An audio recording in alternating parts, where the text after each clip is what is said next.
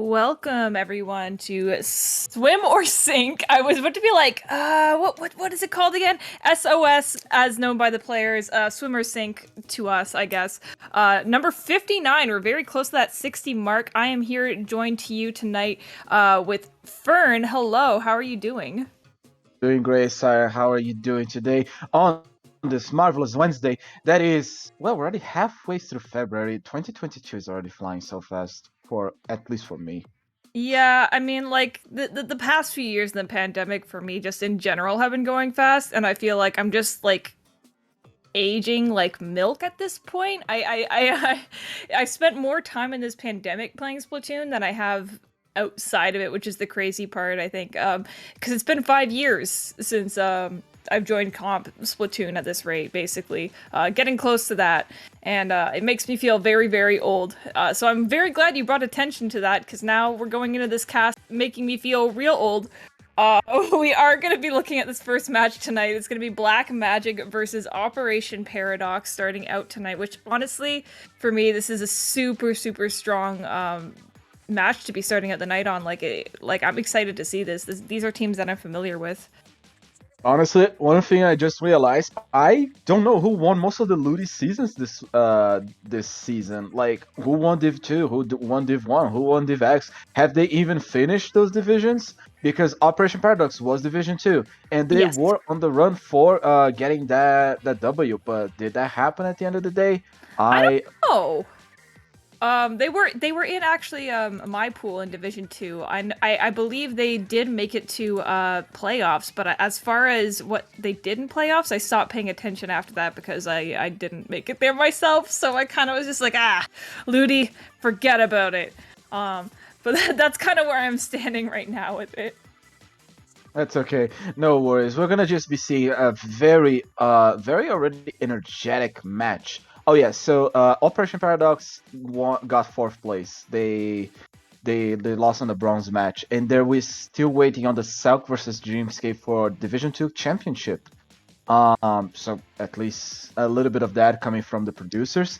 Um, but Black Magic, Malka is the only name that rings a bell here on this lobby. And apart from that, I could really, really go for a latte right now because I am actually, for some reason, too sleepy and I need to get a little bit more awake.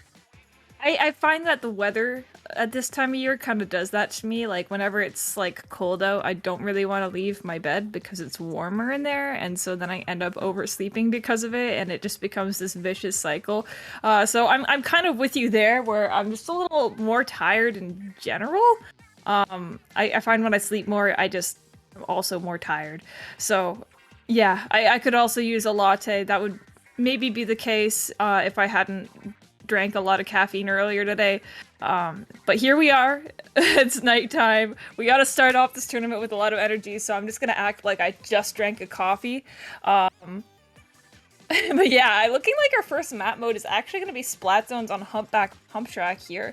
Honestly, I think this is a great way to start off any set. I find like both teams are probably gonna have, a certain strategy on this map. It's older Booyah than bomb, just. booyah bomb spam. Oh yeah, Booyah Bomb spam. I remember that was big at one point. I think that strat has sort of been forgotten about a little bit, but we could definitely be seeing it here. I know Operation Paradox is a team that kind of doesn't do totally uniform stuff.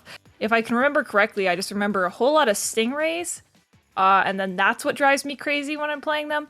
But I find Humpback isn't too crazy of a Stingray map, so I'm expecting something weird, but I can't quite put my finger on what. It is good on mostly anything but zones, and even on Rainmaker is a little bit iffy because when you're pushing with the Rainmaker, the most likely scenario with the Stingray is if the team is playing defensive and the Stingray user is trying to either cancel the Rainmaker push coming from elbow or just stalling for time, enabling a beginner a push for their team. So it kind of like very situational. On TC, technically, we don't have to go into that much detail since it doesn't see that much competitive Humpback TC. And on Clam Blitz, it mostly went for pushing for a clam or starting a push, and it's a little bit better than Rainmaker but on zones, it's not gonna be that much of a good map. Mostly, you can imagine because the players are not gonna be aligned on a ramp, and like because with Stingray you can move left and right to try to dodge it. You don't move forward. Yeah. But on Humpback, you can actually move forward or backwards in order to get obviously elevation in your favor. Right. Yeah, honestly, in any scenario, Stingray works better the flatter the map is. So that's why everybody hates Port Mackerel, because Stingray is incredibly annoying on it, and it's probably why we don't see any competitive use, just because of that. And as I'm saying this, we're getting into it, so now we can probably take a good look on what we're going to be getting out of both of these comps and maybe getting some footing on what we're going to be seeing for the rest of the set. Starting off, I have no information yet. I'm just staring at the zone. Okay, yeah, we're getting kind of what I expected out of both King, and we're seeing it at a BMO on the other team as well. No 52 Gal, it's already a very happy match, but we do see the Neo Splash and the T-Tech. T-Tech and Armor have been something that disappeared for a while, and we already see Black Magic with the control of the zone. They've swiftly back into the hands of Operation Paradox. No one got splattered just yet. There's a beautiful view coming from the top. There's already K-Pro being the first blood of the match, Jet Scorcher getting the first pick, and is the T-Tech getting the assist and going down. Neo Splash, Black Magic also going down. Missiles coming from the Jet Scorcher trying to get control of the zone. They have one special already on their economy of specials. One special for each team. The zone is on neutral. Most teams are just going to be playing on trying to get the bubble combo coming in close from Black Magic, trying to get a pick. Third one, didn't get one, so it seems a little bit Yorshin is in a very difficult position as we see the NZ trying to engage and find a good position. Doesn't seem to look for Black Magic as they're struggling to get a pick to get the zone. Yeah, it's been a whole lot of back and forth so far in this game, and I noticed both comps have pretty good balance against each other here. Both teams opting to see multiple object shredder users, which is kind of interesting, in my opinion, to see on zones, but of course when you have a squeezer, that is going to be a given. We're seeing the specials coming out finally out of Operation Paradox, forcing members of Black Magic to have to jump out and giving the control over to Operation Paradox. This isn't going to mean a whole lot, though. Getting that pick there on a BMO, that's going to be kind of huge, though, as far as being able to maintain this zone and keep control of mid here, because now they've lost all that range onto their side of the comp. Those missiles coming out going to be able to locate where the members of Black Magic are coming back into the map, and now this is just going to be a matter of kind of waiting out the approach with Black Magic here. We're seeing those bubbles coming in, but with one member down at each side, we're losing aggression. It's just going to be a bit of a game of who has control right now, and as you can see, it's ending up in the favor of Operation Paradox. They are still getting some of these picks, but it's still just looking like a mostly neutral game here. No, it is a mostly neutral, but finally Black Magic having control of the zone. That was a great engagement that we're seeing, but Black Magic is not going to be able to hold that zone for long. They have two specials over 0. Armor coming clutch from the NZAP, but the missiles from the Jet Scorcher are just going to be deployed and fastly going to be engaged. As well from the K shot, Neo Splash barely managed to at least throw a suction bar from the special, but at the same time, very good pick coming in from Operation Paradox on Black Magic, as they still have control of the zone. The penalty is going down fast, and at the same time, it just proves that it's just showing that Operation Paradox has the upper hand, at least on the second half of the match. But we still have a long way to go. It's a 4v2 situation with one of them just respawning. I would say that for a few more seconds, we can even go for 20 points on Operation Paradox side. Yeah, absolutely here. I mean, we're looking like Black Magic is trying to come back in and at least get a neutral cap onto the zone, but unfortunately not getting that, and with all the penalty points coming out on the side of Operation Paradox, it is going to be a bit of a struggle then for them to come back in. The bubble's coming out, but unfortunately 2 members slowly going down from Black Magic. There is going to be a zone cap in the favor of Black Magic, at least stalling out some time and giving some penalty points to Operation Paradox here, but now they're still holding control of this midsection here. You're seeing a lot of yellow paint here, and not a lot coming back from Black Magic. But with getting those 2 picks, this has got to be an absolute zone turnover. Balloon is not giving up his position, though, and King is holding his ground here, but opting to jump out very smartly as they were kind of pincering in on him there on the side. So they do have to be careful here. With only a minute left in the game, they're going to have to hold their position here and really not give Operation Paradox any space to come back in. Inkling coming in clutch as missiles from Black Magic are also being counted. There's a combo of specials. We see missiles getting a pick that's very important. Once again, Operation Paradox gets the control of the zone. It seems that we are now in a standoff position. I don't see I don't see Operation Paradox trying to go for a very much aggressive position. We see King just paying for missiles, but no one from Operation Paradox is going for the flank on the left elbow. They're just trying to hold us on the best they can, which is working out. They got two very important picks with 40 seconds remaining on the clock. They can even get the knockout in at least 15 or so seconds. Missiles coming in clutch from Operation Paradox on the K shot, trying to get that pick. That they're still alive, but it's just a few seconds remaining. There's two players on the zone, painting the zone. Then the zone gets neutral. The Inkling gets deployed. It's 1, it's 0. It's game 1 for OP. Yeah, I mean, looking like most of that game was very neutral. Like, there was a lot of fights going down where the only determining factor of the winner was just having control of mid. Like, there wasn't really like much of a pop off happening with any of the players specifically. It just really felt like both teams were kind of having this dash to control mid and really just playing King of the Hill with Humpback Pump Track, which is kind of what you do anyway. So now that I think Black Magic has a bit more experience and has an understanding of what they're up against here, I think they have a better chance of coming back into this one and taking control over these neutral fights. And ultimately that will be, you know, the cause of them being able to get a good push here. Now, tower control on Anchovy Games does have this trait where it can snowball pretty bad once you get sort of control over the enemy's wall area, which is really good for anyone who plays Inkjet or any really good area control or vertical level specials. Booyah Bomb, I think, helps decently well, but both teams are going to have to watch their defense pretty well, though inherently, we do have probably two Stingray players on each side, with BMO and King on either side of the match here. So we might just see a bunch of Stingray battles, assuming that's what BMO is going to do. I'm assuming King is going to do it as well. It's just sort of what I expect out of them. So what are your thoughts on this one, Fern? So I actually felt a little bit unfortunate when watching Black Magic because like I saw the bubble combo coming from the squeezer, which was performed quite well, but unfortunately Black Magic Operation Paradox managed to dodge that quite well. And I was actually cheering for them to at least get one pick on that interaction. You predicted them well. We see already custom jet scorchers on both sides. And 52 comes to ruin the day of everyone with that RNG. And as well, two Nzaps. T-Tech, as you mentioned as well, you got almost a bingo here with the Inkjet. 52 already getting the first engagement. Gets one of the bullets. Pushes one of the teammates away. But at the same time, as the armor pops up, there's a very good jump out of the engagement. As we see both Stingrays just fighting for better control, and Black Magic just getting two very important picks that will enable them to get the first push on the tower. That's actually Operation Paradox you're seeing here, getting those early picks and getting this push onto the tower here.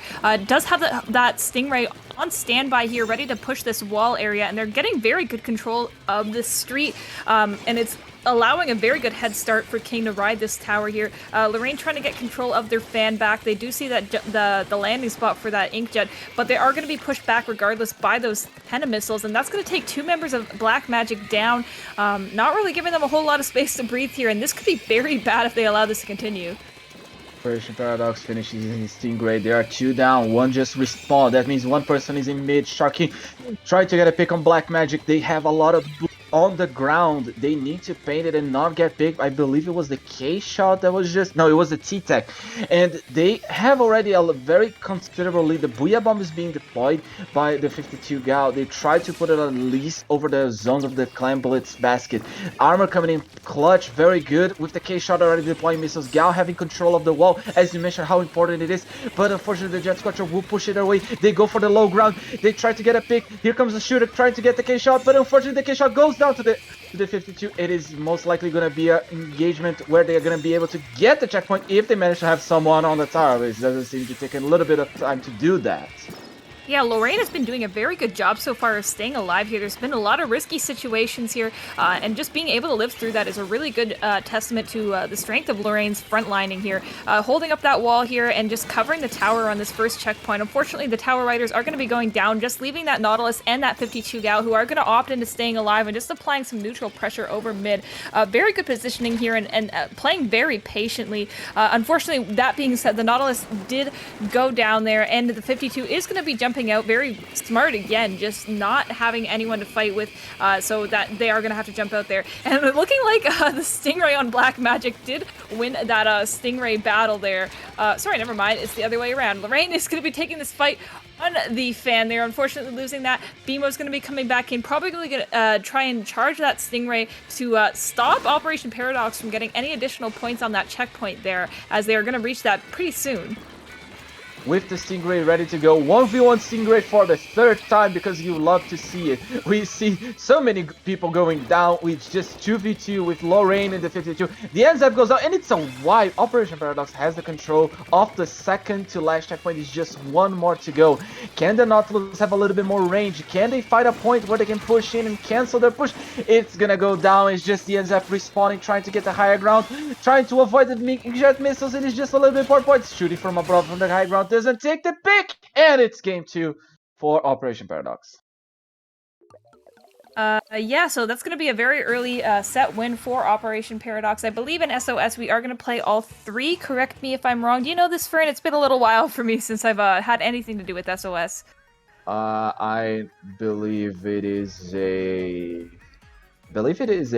Yes, it is play all 3, because okay, you go into SOS, and then you go into brackets depending on how many points you got. So you need to know if you actually got a point on that team. Obviously, if you go for KOs, the set goes faster compared to others, which already got 2. It's Clan Blitz Sniper Canal, which is also a Mako zones, as in like it is the vanilla of Clan Blitz. Might actually go also for a KO here, regardless of the side, because it's also a snowball effect. I've seen like people with 10 to 100, and at the end of the day, people manage to get a comeback. Yeah, absolutely. I mean, obviously they're going to want to get that last game no matter what, so it's always going to come in handy down the line at some point if there is some sort of tiebreaker. They're always going to want these additional points just to help them out a little bit, and it never hurts to push your hardest when you're in this situation, despite the fact that it may be a little demotivating to have to keep playing more games in a set that you've already technically lost. But I'm always trying to get that 2-1, even if I've already lost the set. It's something, when you can get that extra point, it kind of tells yourself, okay, well, we were able to get that one game, so maybe next time we play it, we can turn it around, because ultimately it's just a singular game difference, right? Oh yeah, for sure. But now I am actually wondering, will King still play Jet Scorcher here, custom Jet? Actually, no, regardless of the jet, I don't see it much as a good opportunity, since this is a map that you actually have to move a lot, and the Stingray is slow. So I actually am betting my horses that, no, custom Jet Scorcher from King. And the H3 popping up, but now we see Beamo with the vanilla Jet Scorcher, and also a vanilla Roller. This is going to be an interesting indeed, with no Inkjet compared to the last match.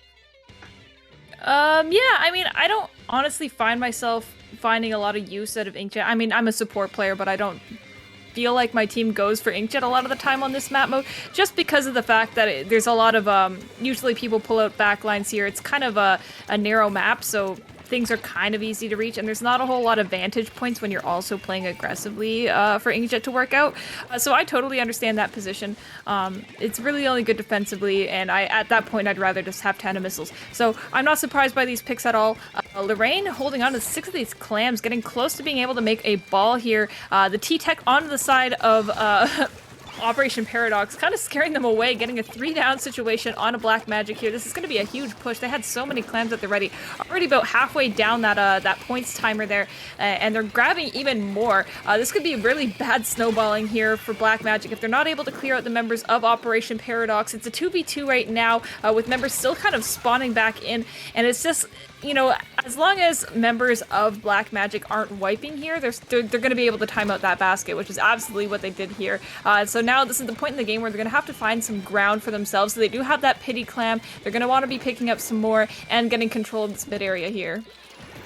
Oh yeah, for sure. And we see BMO, they almost managed to get a very important pick as they were trying to pull a little bit defensive and go into the offense. Getting positions on Snapper Canal means that you have at least control of 2 of the zones. You either go for your ramp, and unfortunately, Black Magic is going to be struggling a little bit as they still don't have control. Neither ramps on neither side, and it's just a vanilla roller trying their best to at least shark and get a pick on the H3 that is just below the basket. Balloon is on their tip of the toes, trying to be cautious, and we see the suction bomb rush being deployed as an attempt to at least push the roller away, which it kind of worked because the reason why the roller was alive kept them away from the pressure, and they didn't want to risk the push, and they didn't manage to follow up correctly with BMO and just now the K-shot being forced. So technically speaking, not a successful push at the first time, but now they actually managed to just score it.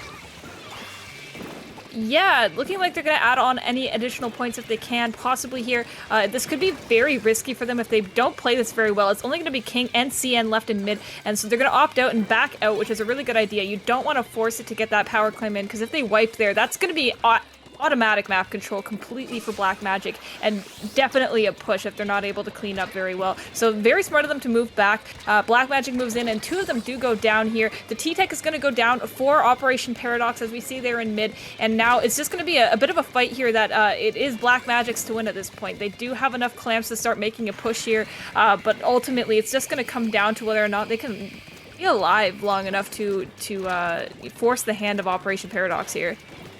Ooh, that was an unfortunate Stingray that King just used. Didn't manage to get a pick. The Jazz Squatcher managed to get away so easily, and at the same time almost gets picked. It seems that Black Magic might be able to find an opportunity to push. King does go down. It's just the nail splash with the H3. They have a lot of power clamps. They get another pick. H3 is down. They try to apply missiles to get one of the picks as they come out of spawn. Getting the T-Tech once again. They have a lot of clamps. This is an opportunity they can take the lead right here, but they still lack a little bit more clamps. The roller is being very aggressive, trying to get King away from possibly all the possible ways they can use their higher range. Baller is coming in. They get the lead. It's just 18 points. This is a very huge comeback coming from Black Magic.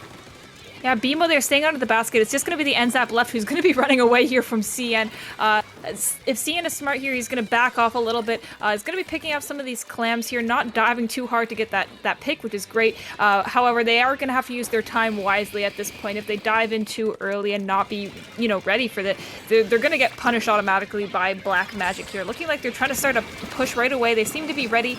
Going down halfway through that bomb rush is not going to be great for them, but with just a little bit of time left and these power clams, they're going to have to make a mad dash for it here. Unfortunately, losing that lead in the last few seconds there, but that's 3 members down on Operation Paradox here. They're going to have to make a very quick setup for overtime here. They're not going to have a whole lot of time with that clock ticking down very quickly here. Latte moving up onto this right side with the teammate. They're just going to have to set up as quick as possible here. There's no time to lose when you're having these kinds of overtime pushes. Latte getting picked off right away. The T-Tech for Operation Paradox does go down in zone. They have to move now, but with Lorraine going down, this is going to be really, really difficult for them. I can't quite see entirely what's going on. King is looking to be in a tough position against the other members of Black Magic, and looking like they're just being able to zone them out and not getting to the basket, but they do get to it in time. That is going to extend a little bit more their overtime limit here, but BMO jumping behind them. There's another member of Black Magic. They're waiting. They have just a bit more time, and then with more members of Black Magic still up, this is the most insane overtime I've ever seen. This is so long. What is going on?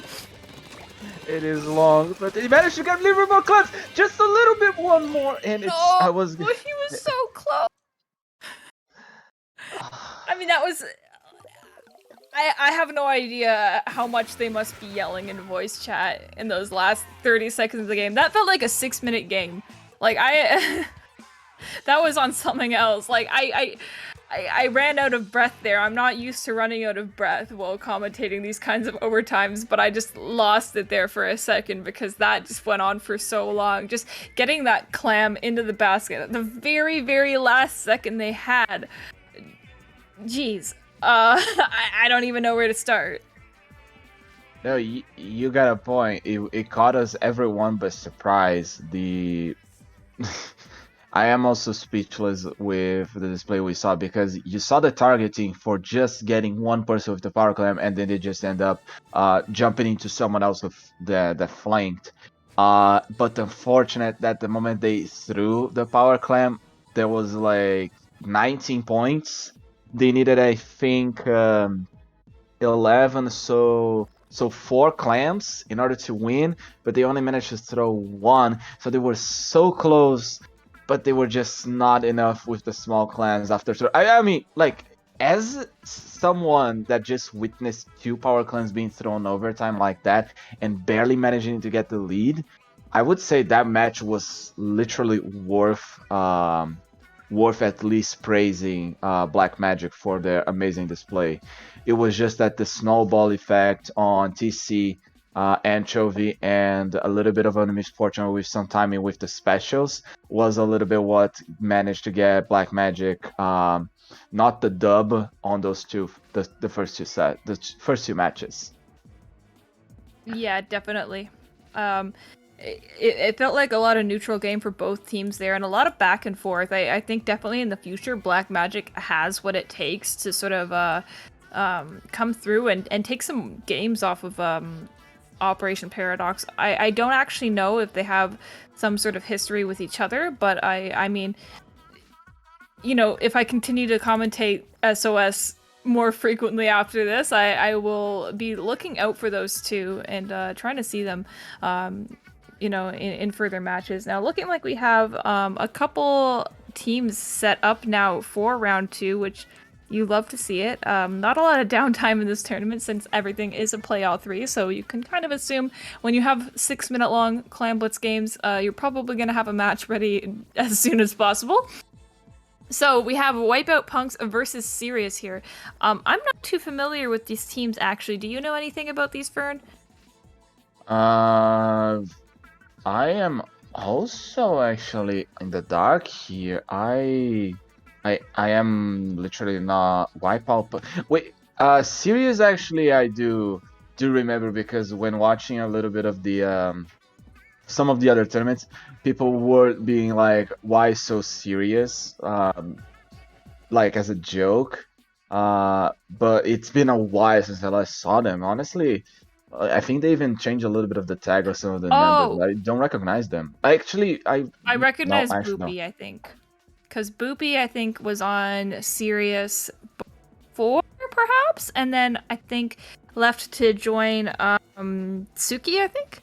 And then now he just kind of wanted to chill out, I think. And now he's seems to be playing for someone serious tonight at least. Not sure what's going on in Boopy's competitive career, but the first time I saw Boopy in a tournament, I got very excited at his in-game name because I thought I like Boopy.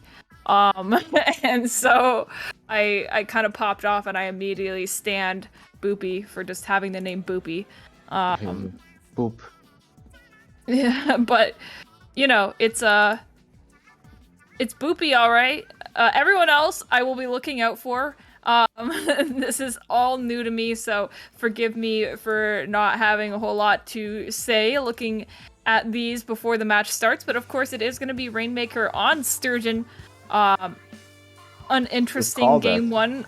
But you know, I'm happy to see some non-zones be for game 1. This is going to set the scene for everything. We are seeing 2 object shredders on the side of Wipeout Punks. So that might allow them to get this pop here, but they're kind of moving into mid on the little bit of a slow side. Getting that early pick, though, is going to matter a little bit more, I think, in this situation, getting that pop, which they did not get, and getting the pick onto the 52 and the Nautilus should allow them to move up pretty quickly here. Captain Happy actually grabbing the Rainmaker, looking like 2 members were on the way to grabbing that there. So setting up on the side here, looking like they're opting to taking the right route, which is kind of uncommon, I would say, with the Rainmaker nowadays. Oh, really? I mean, I honestly remember when I was researching the Rainmaker paths, and actually pushing right side is actually quite good. You take less movement penalty, like if you miss the jump on the box, Right. if you miss the ledge canceling, if you miss the other jump, like it is a little, and it also is a long push.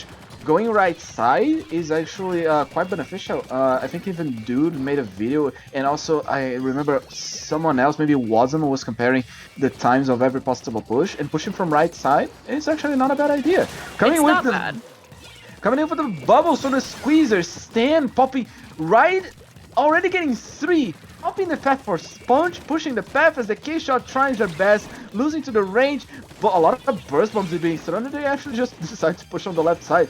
5 points on Sturgeon, it's actually quite scary. I would be in a detrimental situation. Green team needs to get into a position that can use their 3 specials correctly.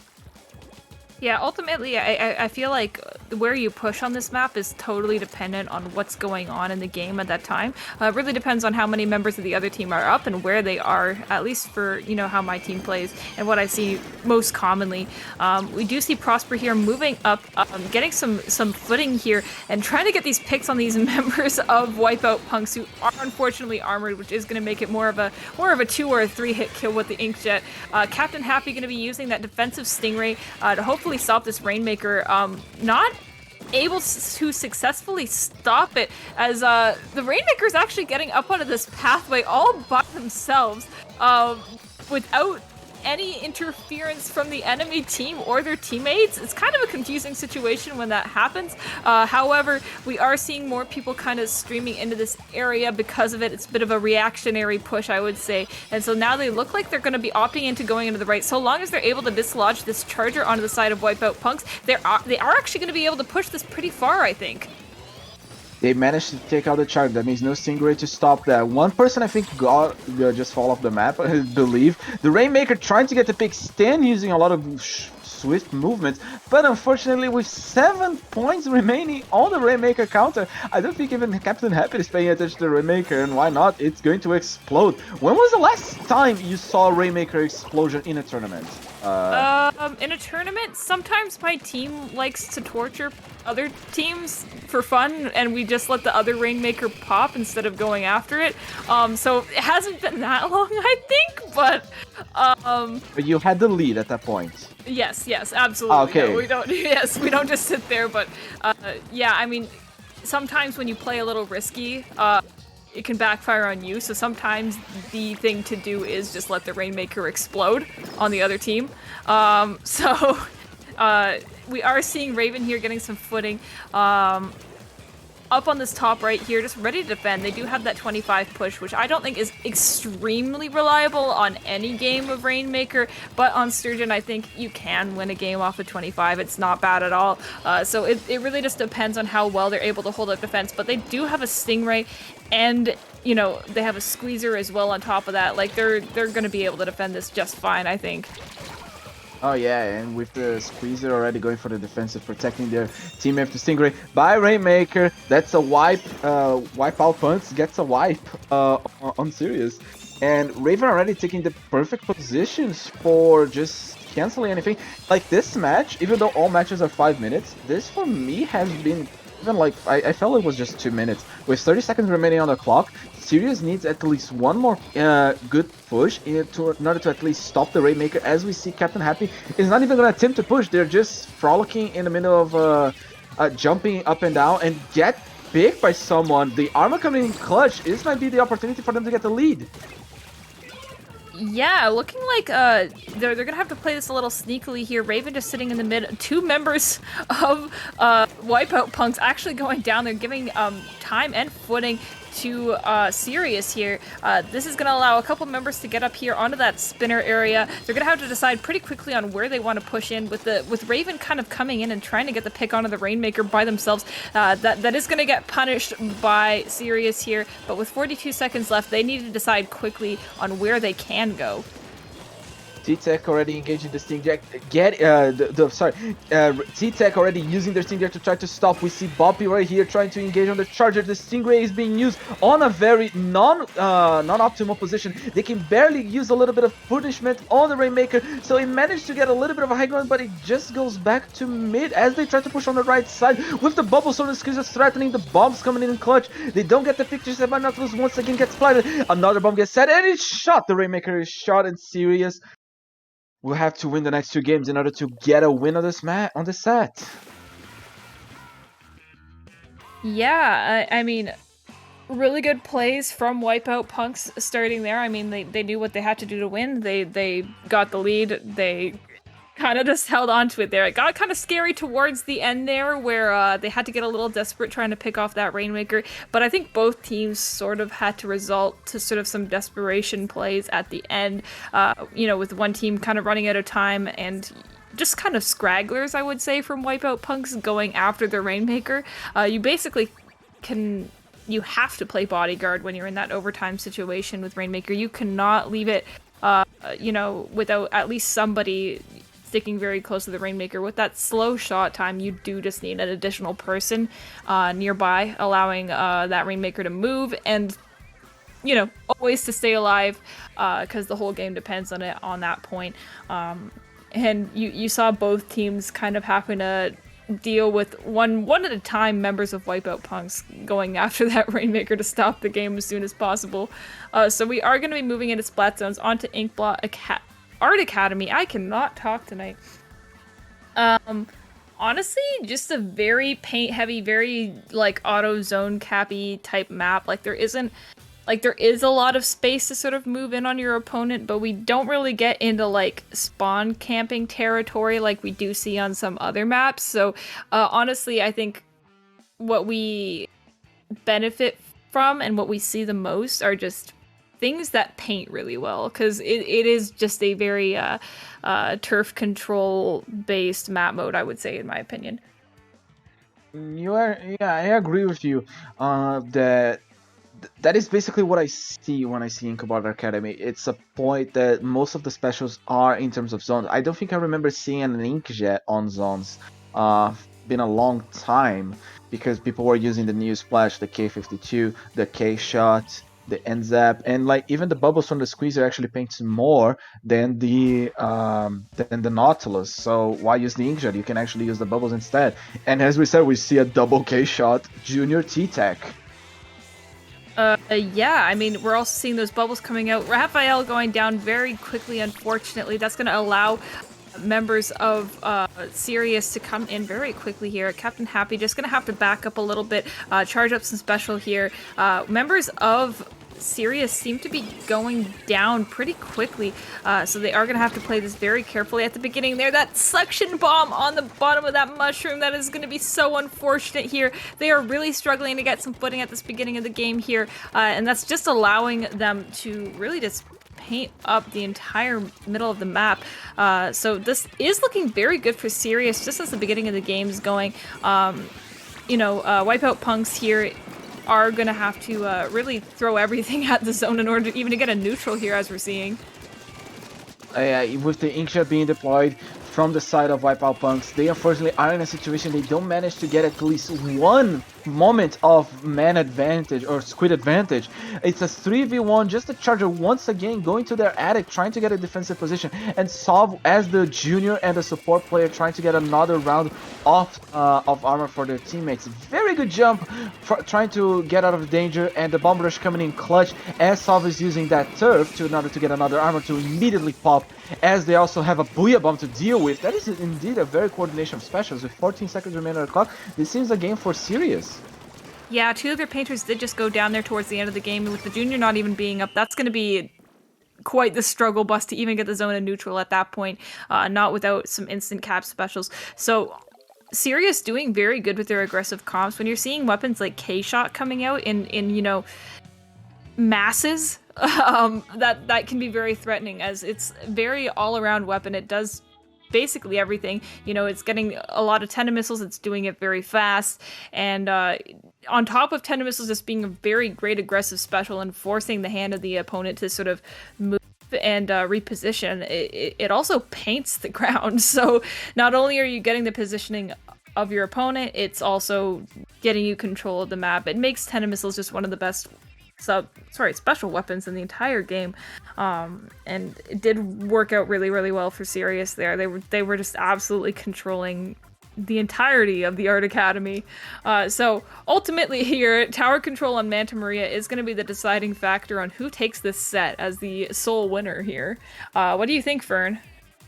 So I actually think Captain Happy might have an upper hand on this match, given that, well, they can just swap back to the splatter scope. I believe that the opening of Wipeout Punks was the main reason they struggled at the match, because once I think the T-Tech got splatted in the first 30 seconds of the game twice, and that was literally a 4v3 for the first 30 seconds, which is not good.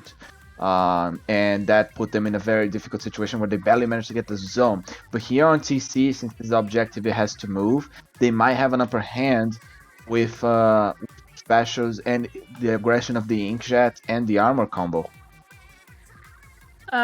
Yeah, I mean, I agree with everything you said there. I mean, Manta Maria, like you said, it's pretty good for Inkjet, at least for defense, in my opinion. If you get really far up, you can sort of use it on your opponent very well aggressively, but it can be kind of a bit of a neutral special, but very good in the hands of someone who is talented with it. So as we see here, we are getting a T-Tech on one side. We're seeing that double K-Shot comp coming out once again. I think that's the exact same thing. Just having 4 painters here. Raven's going to have to be doing double duty on the Splattershot Junior there in order to keep up with the amount of paint output that Sirius is going to have here. So we do see very early on just all members of Sirius painting like maniacs trying to get their specials, and you're seeing multiple specials coming out at the very beginning of this game here, which is paying off for them in numbers. Wipeout Punks 3 down, 4 down at the beginning of the game. This is going to be a great starting push for Sirius. Already seeing Solve right in the tower. K52 going left side. One Sharky underneath the sponge. This is a situation that even can go second checkpoint. They don't have an Inkjet, they don't have a special ready. They just deployed armor at the same time. No, actually no. Sorry, Wipeout Punks haven't deployed armor just yet. It's a 3v2 situation as the Nautilus tries to get a little bit of an advantage point. We see Captain Happy, we see Captain Happy instead of the Charger going with the K-Shot right in the tower as they go, trying to get the pick, but at the same time having to compromise on going for the tower. There's still someone on their base. They have more specials. They can literally go for more points, but it seems that you're going to leave the tower on neutral until they get another pick. Yeah, so Raphael holding a lot of control in mid here, looking like they're trying to win this fight here. We're seeing 2 Inkjets coming out onto this left side of the map, but no picks coming out of it. Never mind. Raphael proving me wrong and hearing me talk and going, no thank you, Siren, I will actually get 2 picks, and now Sirius will go 3 down. So this is a great counter push coming out of Wipeout Punks here. This has got the potential to be very, very strong here, so long as they're able to get this checkpoint here, up coming into the street here. Stan going to be popping this Inkjet onto the left side here, pushing Solve all the way back. This is going to be huge for them if they're able to hold this up. They are 2 members down here, but the pressure hasn't been seeming to go down. With Boopy camping that jump, though, it looks like it is going to be the end of the push for Wipeout Punks. I think Boopy literally just got a triple right there, because once I saw that there were 2 players down and K-Shot managed to get behind the enemy lines to get the pick on the Nautilus, it seems that Boopy just found an opening that was definitely going to pay it off very nicely. I would say that what Wipeout Punks could have done is, once they saw there was one of them in bunker, they didn't see probably the K-Shot just going for the long flank coming from the, I don't even know how to call it, the sneaky on Manta Maria. Like, just the Rainmaker path that everybody goes straight away for the first push. Is that Among Us? Did you see that? No, I didn't see it. Oh my gosh, you missed the Among Us! Okay. I see an F on their bunker. Does that count?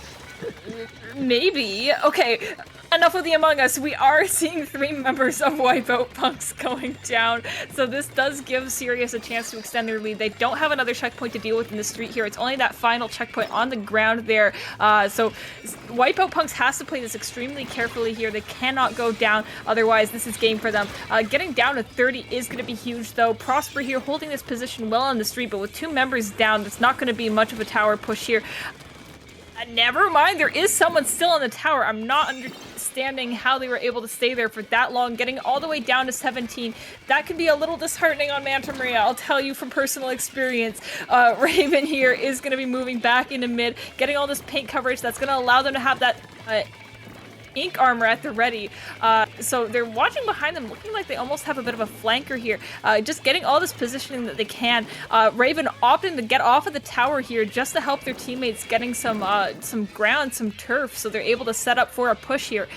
Looking like they're gonna start doing this here with the double inkjet coming out on the left here. Prosper struggling to stay alive in the street. The 10 missiles are coming out from the side of Sirius, and one member is gonna go down, unfortunately for them. This has to move the tower. They need to start moving the tower now, otherwise they're not going to have enough time to move it past 17 here. Sav going to be trying to hold the positioning on the right here and not allowing that tower to move past it. Spotting Raphael, just sort of moving around in mid and trying to take over here, but they're going to have to make some moves here. They only have less than a minute left. Sav struggling to stay alive as only one of the 2 members left on Sirius. This could be bad as Stan is starting to pull onto this flank. I'm running out of breath here. That's okay. I'll take the wheel. Yes. I'll take the wheel. Unfortunately, we see a setup where they all gather up on the same person on the right side, which puts them in a little bit of a setback as so many players are going down. Sirius has this game on the bag. It's a 3v3 situation. The tower is not even on control of Wipeout Punks. They just need to get a little bit of a special in order to control in another attempt of push, as they see the T-Tech already going down. Oh, one of the shares is already going down from Sirius. There is a second opportunity for pushes, just these ends up armor and the Booyah Bomb from the 52. Will the 52 manage to throw the Booyah Bomb correctly and stop the tower? Will they be able to throw the armor? They do the armor first, they're gonna do the 52, now Booyah Bomb. They're trying their best. They didn't throw on the tower, but gets a very important pick, pushing the jet away. And here comes the shooters getting the control of the tower, and that's game, set, and match for Sirius. It can be so scary in those last moments when you just have the tower exposed for a little second there and just one member happens to hop on just when you're vulnerable. It's such a nightmare there. Very good plays coming out of Sirius, a very deserved win. They were just able to push and hold up their aggression even when they had multiple members down, and I think that was ultimately what won them the game there. Just very confident plays, I would say. Like, it takes a lot of confidence for somebody to, try and continue and hold up, pressure when you don't have the backing to do it. When it's only just you and your teammate and you have 4 people that you're up against, that takes a pair, if you know what I mean. Oh yeah, no, I exactly know what you mean. And with 2 sets, one after the other, we are gonna go for a quick break before we go for the next set. We'll see you soon. Don't go anywhere. SOS is still coming out of the oven very hot.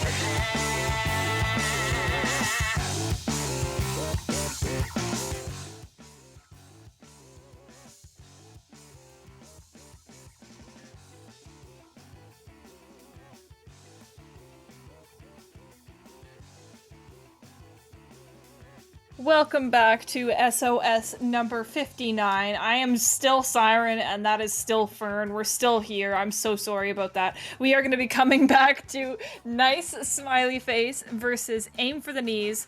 Again, I have two teams that I don't know anything about. I feel like an old person. I am an old person, and I am desperately trying to keep up with the times while my granddaughter shows me how to install something on my iPad.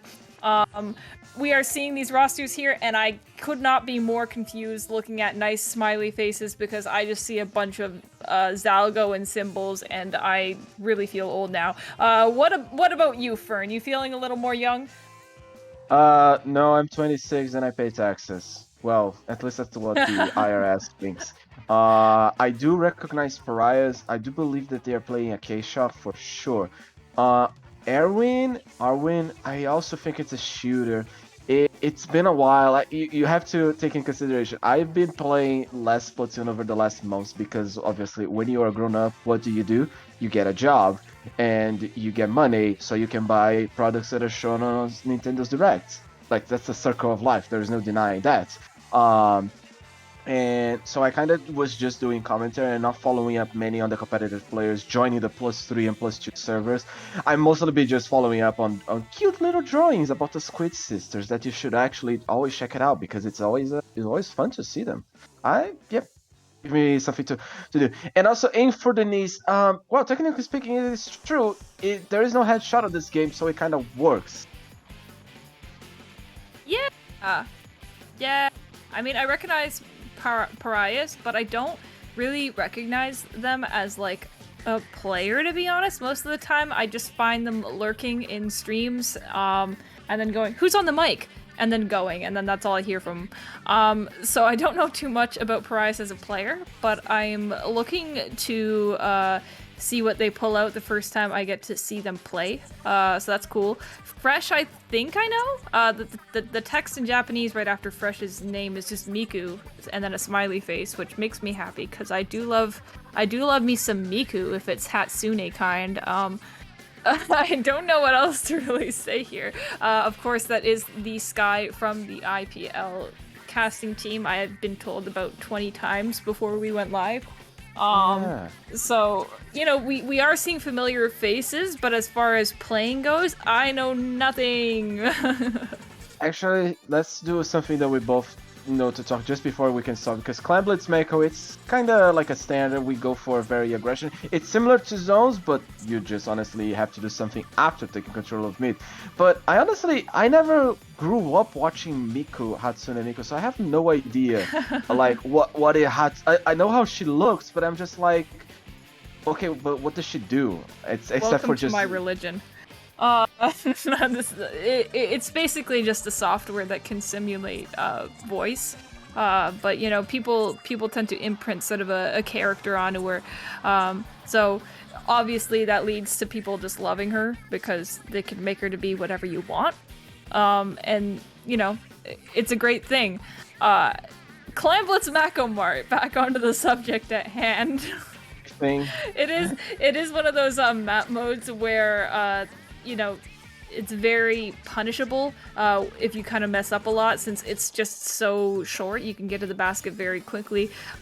You know, things can be done a lot faster versus, you know, like Clan Blitz on Piranha Pit, where they have to, you know, walk a few miles to get to your basket. So definitely gonna be looking out for some fast moving, aggressive comps, I would say here. Aside from that, though, I don't feel like I see Clan Blitz Mako played in tournament that much nowadays, so I don't really know what to think or expect out of it here. Obviously, you know, bombs are always good. That is true. Bombs are good, specials even better. But I kind of do agree. Like, if you swap Clan Blitz with Zones and Piranha Pit, it would be like a more friendly tournament, because Zones Mako, it is literally the the vanilla of Splatoon competitors of Splatoon 2, and the Piranha Pit Clan Blitz, it has gained a lot of popularity, and I love Clan Blitz Piranha Pit, or at least when commentating, when playing can be a little bit different, because if you see two teams that really know how to push, this is one of the fastest maps combinations you can do a KO. Like zones Piranha Pit is slower than Clan Blitz Piranha Pit most of the time. Yeah.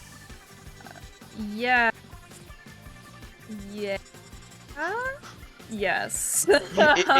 It sounds weird, but once you see on tournaments on like specifically Division 1, Division 2, Division X, you see what I mean. It just go really fast. Like at Riptide. I am in Division 2. No, I mean like when you're I know. commentating. Yeah. Because like, and also I still remember during Riptide, that's why Manta TC for me was gonna be like, there's still a chance, because we saw those maps like at Riptide and it would be like, yeah, that definitely happened, that was actually Pog to watch. So that's what I mean, it's just like, it can go fast. It can go fast. Yeah.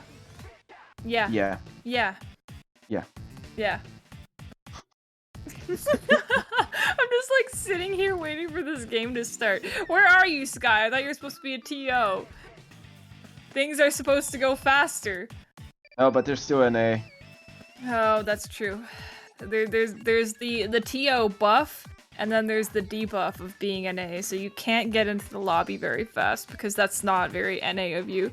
That, yeah, makes sense.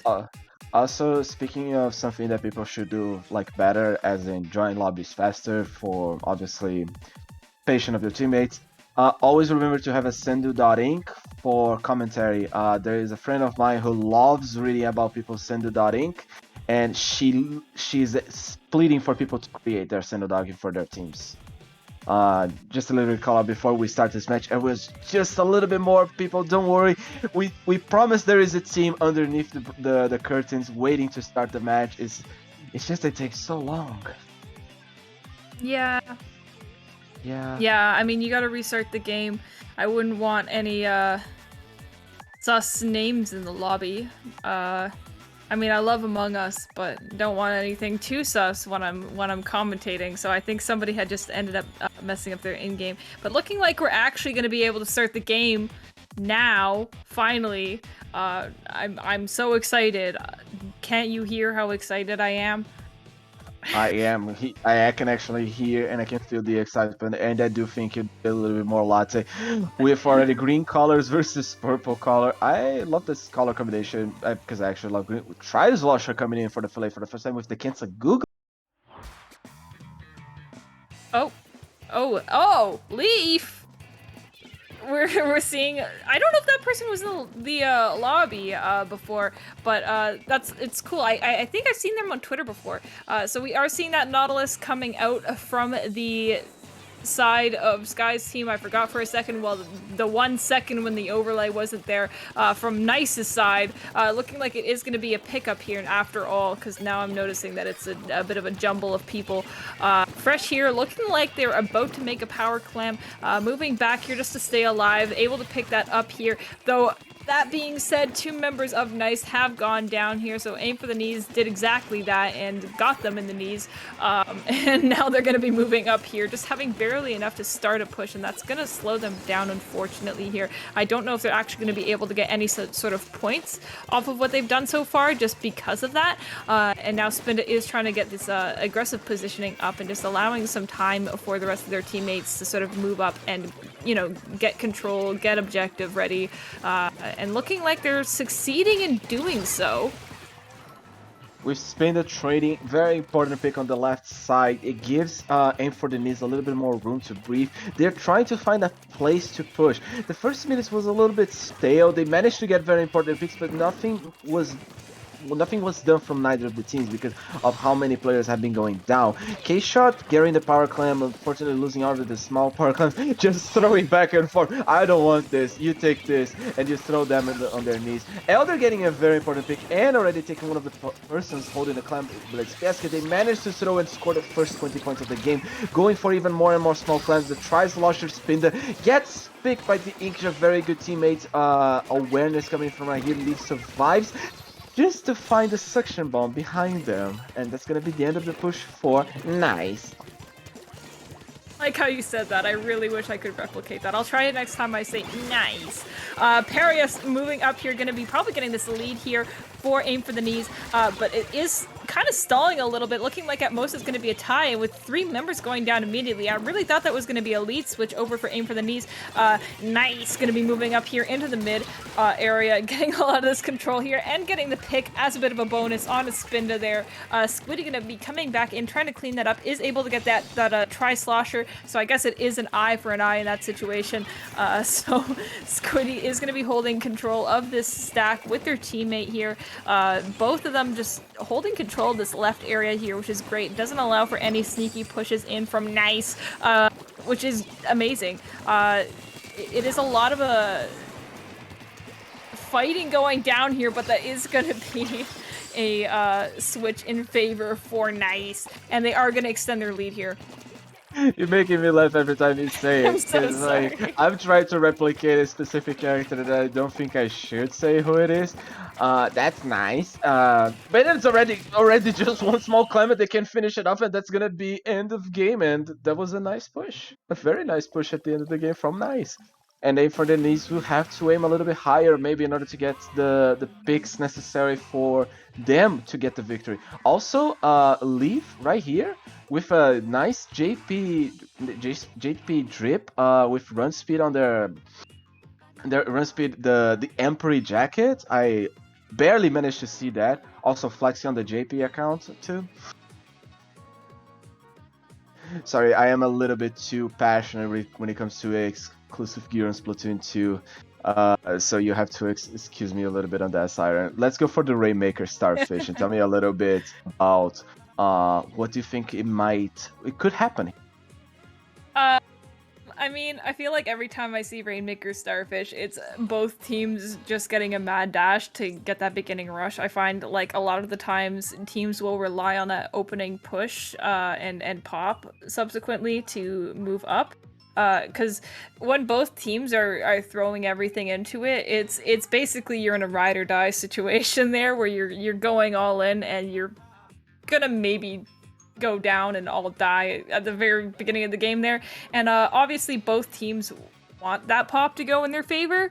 And that can honestly change the tides of the entire game, is those first 10-15 seconds where you're just going for that pop. I know it sounds insane, maybe, but like that's just what I find for Rainmaker on Starfish over like any other map. I don't know what it is, but the pop just seems so much more important here. I don't know if you find that to be the case for yourself, Fern, but that's what I found. The only map that I don't find the pop important is Snapper Rainmaker, exactly, yeah. Because you don't gain anything from that. Yeah, don't gain a whole lot, but I do find that more than anything here, the pop matters. I don't know, just at least from what I've seen.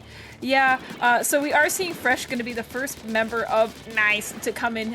Sky going to be backing them up pretty quickly here, and that is going to get a pop on the T-Tech. That's why I think it's so important here, because it usually results in the death of at least one member of the opposing team when you get that pop. Mura here going to be painting up their side, preparing defensively for this, and doing kind of well. We see Eider here having to back up a little bit, just gaining some footing here. It's kind of ended up being a bit of a stalemate with members on each team just going down and not a whole lot of control weighing on either side. Pariah's here, going to be moving up onto the right side, dealing with a bit of a flank from Eider onto the Rainmaker, and able to get that pick, but it's still, this isn't going to result in a whole lot of points so long as they stay in the same position. No, you're completely right. There is a little bit of a situation where there is nothing much happening on this match. It's a little bit of a stale. But at the same time, it seems that they managed to get the Rainmaker, going for a little bit more of the cheeky points, going all the way to 24, which is not safe. Like, when I say safe on this map, as we mentioned on Starfish, 25 it was a good one. Here is at least 17 because it's just above or just the end of the ramp. And it still can go both ways. We see Elder trying to get the higher advantage. They are 4v3 situation with 2 players on the main stage. Elder just trying to throw as many possible burst bombs, trying to get a control. Pop is still going for the hands of Region Paras, but it's just fluctuating as missiles are being deployed from the current shot. Fresh, trying their best to just deploy the missiles and push them away. Gets the Hey Gugas gets picked, which is not something that's gonna be looking good for them, as they as Nice is literally in a dire situation. They have to get the Rainmaker and just start pushing. Yeah, so looking like Squiddy is going to be opting into grabbing that Rainmaker. They do have 2 members down, and looking like the 2 members that are alive are very separated here and easy to isolate for the members of Aim for the Knees. So they are going to go after that last member who had to dive back into that pit there. Looking like they were about to jump up onto the grates there, but barely touching that ramp. They aren't really going to extend their lead very much. They do need to get a few more points leading up to that. They actually did get a couple there. They just grabbed it very quickly, which can be a real pain in the butt for Nice to deal with here. They're gonna try and clear out this pit as quick as possible, but now let's force them into a position where they either have to sort of reset it or grab it or just do something with it. You can't ignore the Rainmaker when it's sitting there. It's such a bad position for it to be in. Yeah, and like I honestly think this is the map that most people actually struggle, because it's the map that most people will try to get the Rainmaker from underneath their sleeves. And we see Sky once again trying to start the push. There is a little bit of a fix. Unfortunately, they don't seem to be able to pass mid. I honestly think that it's just a struggle to start the push for the hands of for Nice. And Parias goes for a dive. Well, to see you everyone. Finally getting some points. Nicely done. And they managed just the K shot, the Octa shot left alive, but they get the pick falling off on the hands of the Rainmaker and getting a second pick double right here. Well, they cancel the push from Nice and is just Aim for the Knees getting more points. Yeah, honestly, I think taking the dive there was maybe the optimal route for Parias in that situation, so I can't even be mad at that play. It didn't even look that goofy to me. Spinda there moving up on this right side. 2 members are going to go down. This is a potential lead extend for Aim for the Knees, but they do want to play this a little bit carefully here, because getting a full wipe on Rainmaker is never, ever good. You never want that. They do seem to be moving slowly up into this pit area here. At the very least, they're going to want to trade, but we're seeing multiple DCs. I think this has to be a host DC, if not. Like this, what is going on? There is 3 people DC'd from Aim for the Knees. Parias seems to still be there and just sitting confused. 1 member of Nice is still around. What is happening? Is this a ghost lobby? No, it's not. I think they literally crashed. And I feel so bad that this is how Nice is gonna get their dub, by just 3 people disconnecting. And we don't have we can't grant them the replay. There is no rule for this replay. Nice will take the game. Something seems off about this. You don't just see 3 people DC like that. So I have no idea what's going on. I'd love to know. Wait, I actually know why they DC. Because Splatoon 2 sucks in terms of online. Well, yeah, we knew that already. Sorry for that I don't know, Fern. So the actual color of the sun is white, not orange. And actually, I'm gonna say there is no green stars. You want me to continue? Actually, Super Mario Galaxy would like to talk. No, that's a green. Okay, there is not a green suns then. That's okay. What I mean. Yes. But unfortunately, Nice will be taking the set at least with a 2. Maybe seeing splat zones on Piranha Pit. We have to continue this, right? No, technically. Yes. Legally speaking, it's a continue. We cannot, like, even if it was like, we're gonna see game 3 is what I'm saying, but they've already taken the set overall. Yeah, that's the point. Yeah. So let's go Splat Zones Piranha Pit. It's 2 zones, and honestly, I still want 2 weapons to show up. even though they're not. I want the Blob or the Kansas Dynamo to show up. Wouldn't we all? Wouldn't we all just want to see a Kensa Dynamo in the year 2022? I haven't seen a Dynamo since 2019 when Squirt Dynamo retired. I'm just kidding. I don't know the last time Squirt played. I know he's working on Sugar Conroy's LP, I believe. I'm sure Silver was like, we need somebody to talk about Dynamo. I know a guy. But I don't think we are going to be seeing a... Are we going to be seeing a redo? TOs? I just want to... Commentation? There will be a replay! Oh my gosh! There will be a replay? Yes, Damn, yes. Wow. There's also... going to be a host change, so it'll take a second, but... Fair enough. I actually want to say something regarding that LP. Can anyone press F in the chat for every time Silver gets splatted on a weapon demonstration? Like, come on, Sugar. You don't need to splat Silver that many times. Oh, speak about Masai as well, yeah.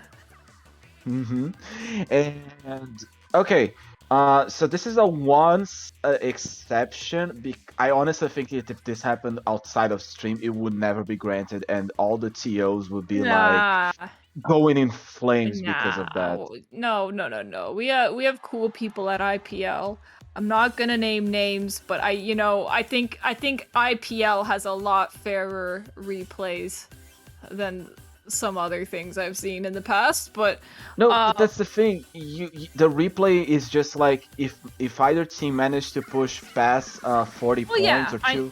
That's what I'm saying, because this is an exception. I think something more is at play here though, because you don't just see three people all disconnecting at the same time. So there's something more going. It would have been something else, I think, if one or two people DC'd, but that was 4 members from the lobby total.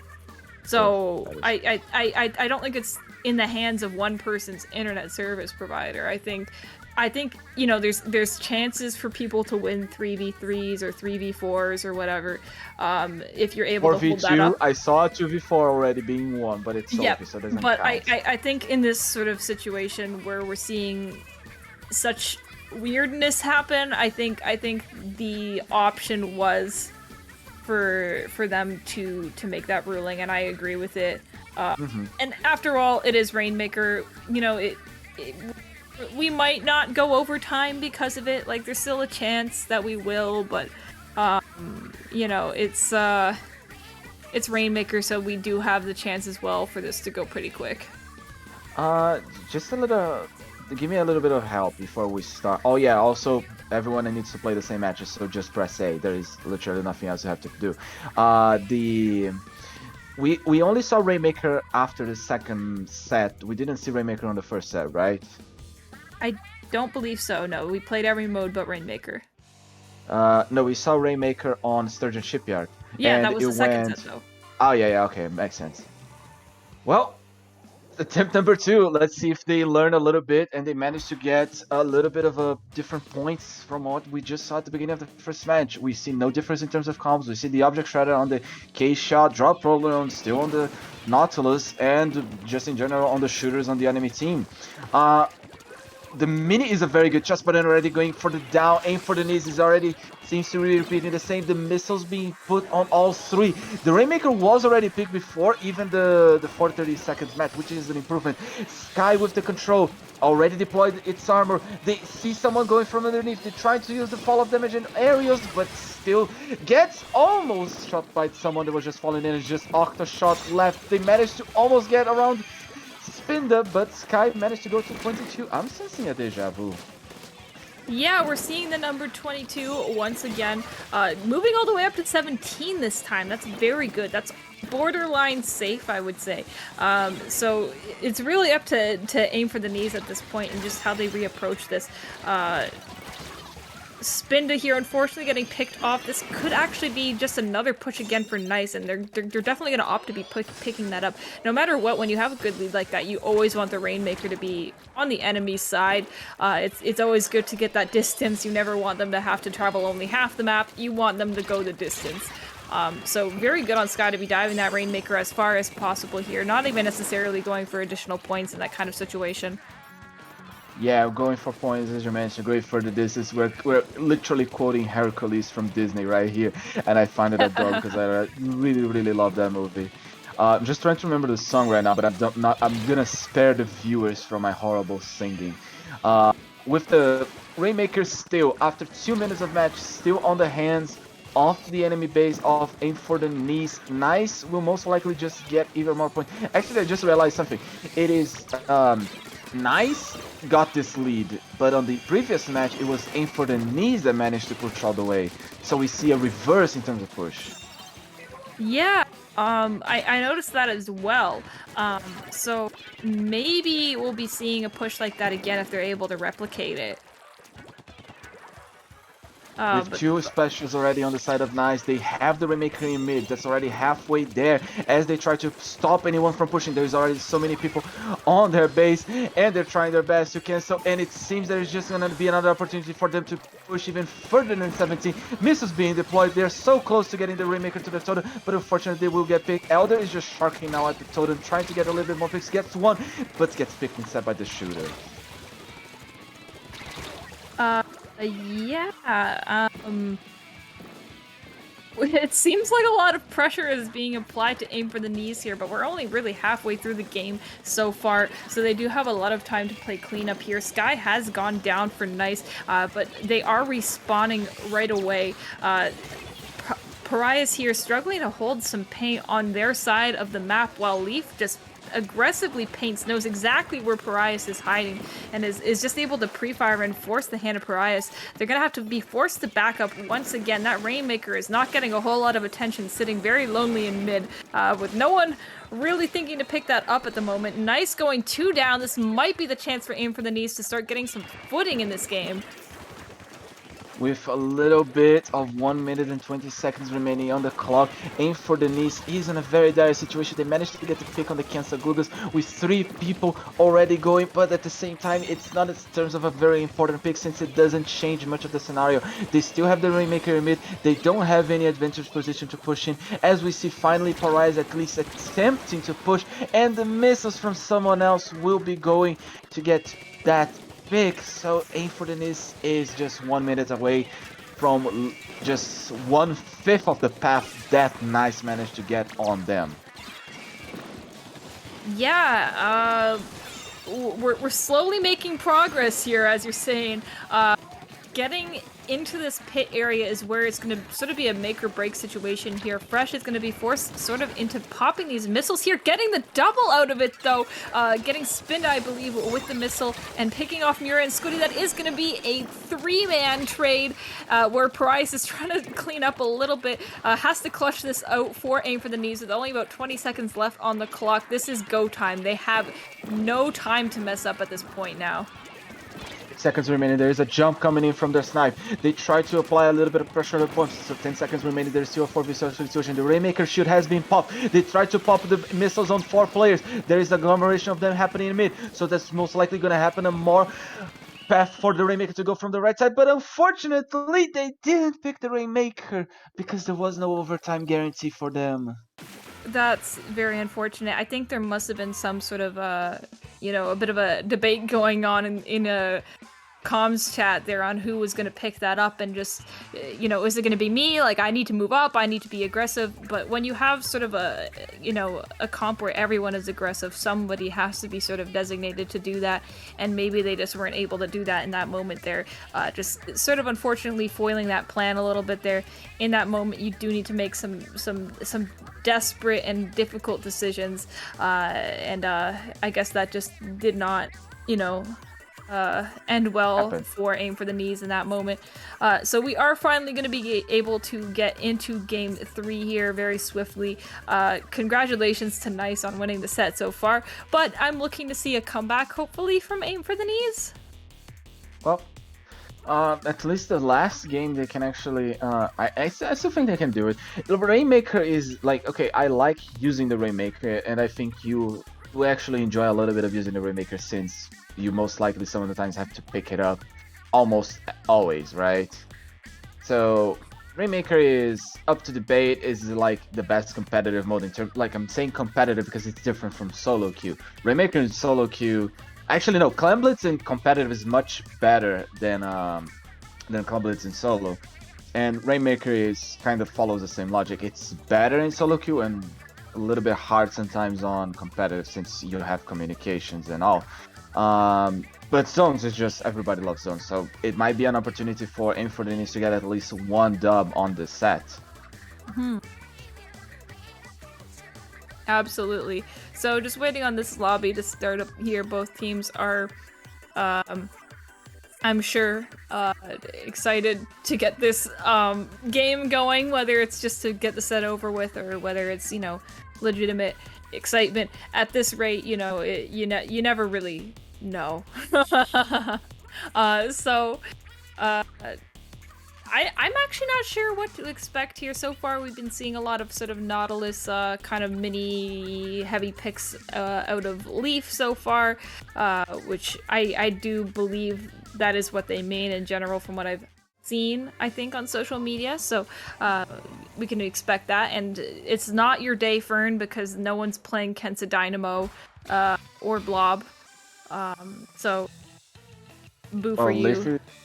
If it's a backline and playing heavy remixes, the first remix of the day and going down for the first award.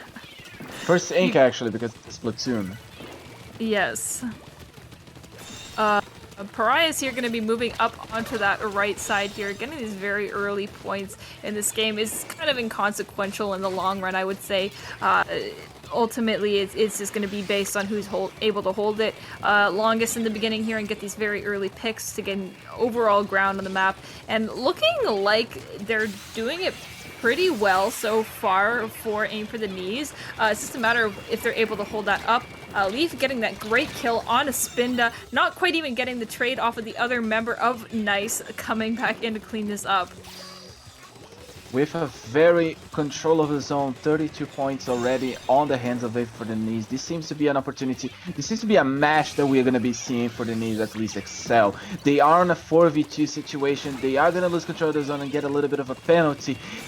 Well, at least if they manage to get kept the zone, nice. Well, nicely finally does that with 4v2 situation once again. It's a little bit of a kind of almost delayed wipe since they're still in spawn. I would just say that we're just now waiting for getting another armor and because it's a comp with no range. Aim for the Knees has no range and they're just basically stuck in spawn as the juniors just waiting for getting armor as they're gonna be deploying, as they're trying to get engaging, and the Neo splash going down is gonna be an issue. And that armor saved the life of the junior. Oh my.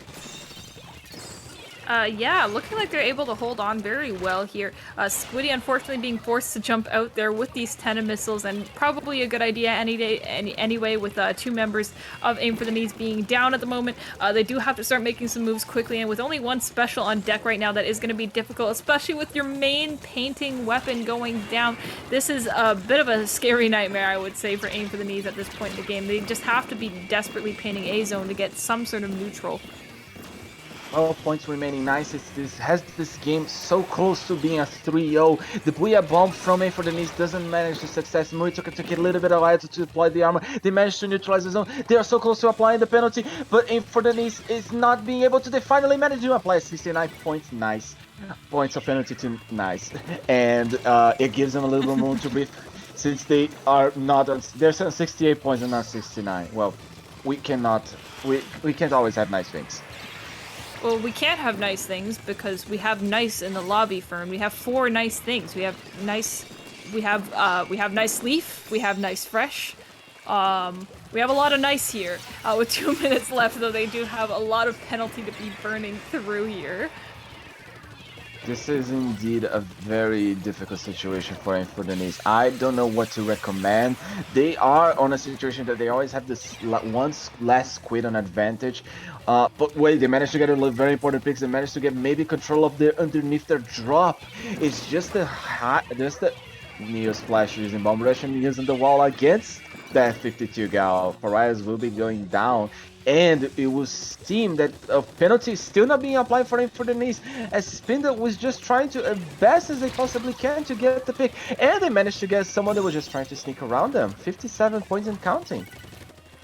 Yeah, looking like they're able to get some points on the board here, but you know, time's ticking down still. They're gonna have to hold on to this pretty dearly for this to pay off in any sort of lead exchange. So Fresh is gonna be. Oh my gosh, the frame rate that we are seeing on Discord is making Fresh's painting just look insane. It's like a strobe light. Parias here is gonna be moving up onto the zone, looking to try and get this pick onto the bucket here, which is gonna be very crucial for them to be able to hold this amount of paint. And with the zap going down once again, it is gonna be a bit of a struggle as these aggro players can't really extend too far out of the zones here. They have to keep those covered in order to keep this timer going. And with 3 members down on the side of Nice, this is gonna be a lead exchange for sure and potentially a knockout. With 8 points remaining, the penalty is, even if applied, the lead is still on the hands of Aim for Denise. They managed not yet to apply the penalty on the zone. 7.6 is just 3 seconds remaining. If they manage to keep the zone painted blue, they will be able to at least win one match and go for the 2-1. But Sky goes for the bomb rush.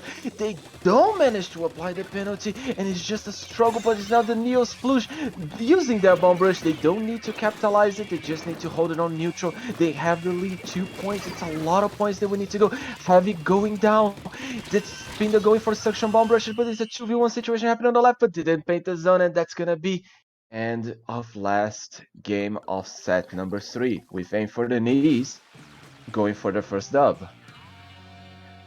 Honestly, I think this set could have gone either way. The closest set, I dare to say, that we've seen tonight, regardless of, you know, the results being you know, very far apart in either game. You saw that, you know, basically Aim for the Knees really could have had that Starfish game the first go around, given the unfortunate circumstances that ended up having to end up in a replay that they ultimately ended up losing completely fairly.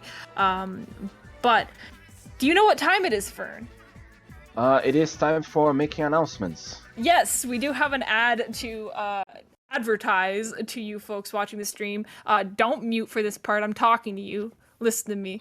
Tropical Throwdown, the product of aquatic cup and squids out of water.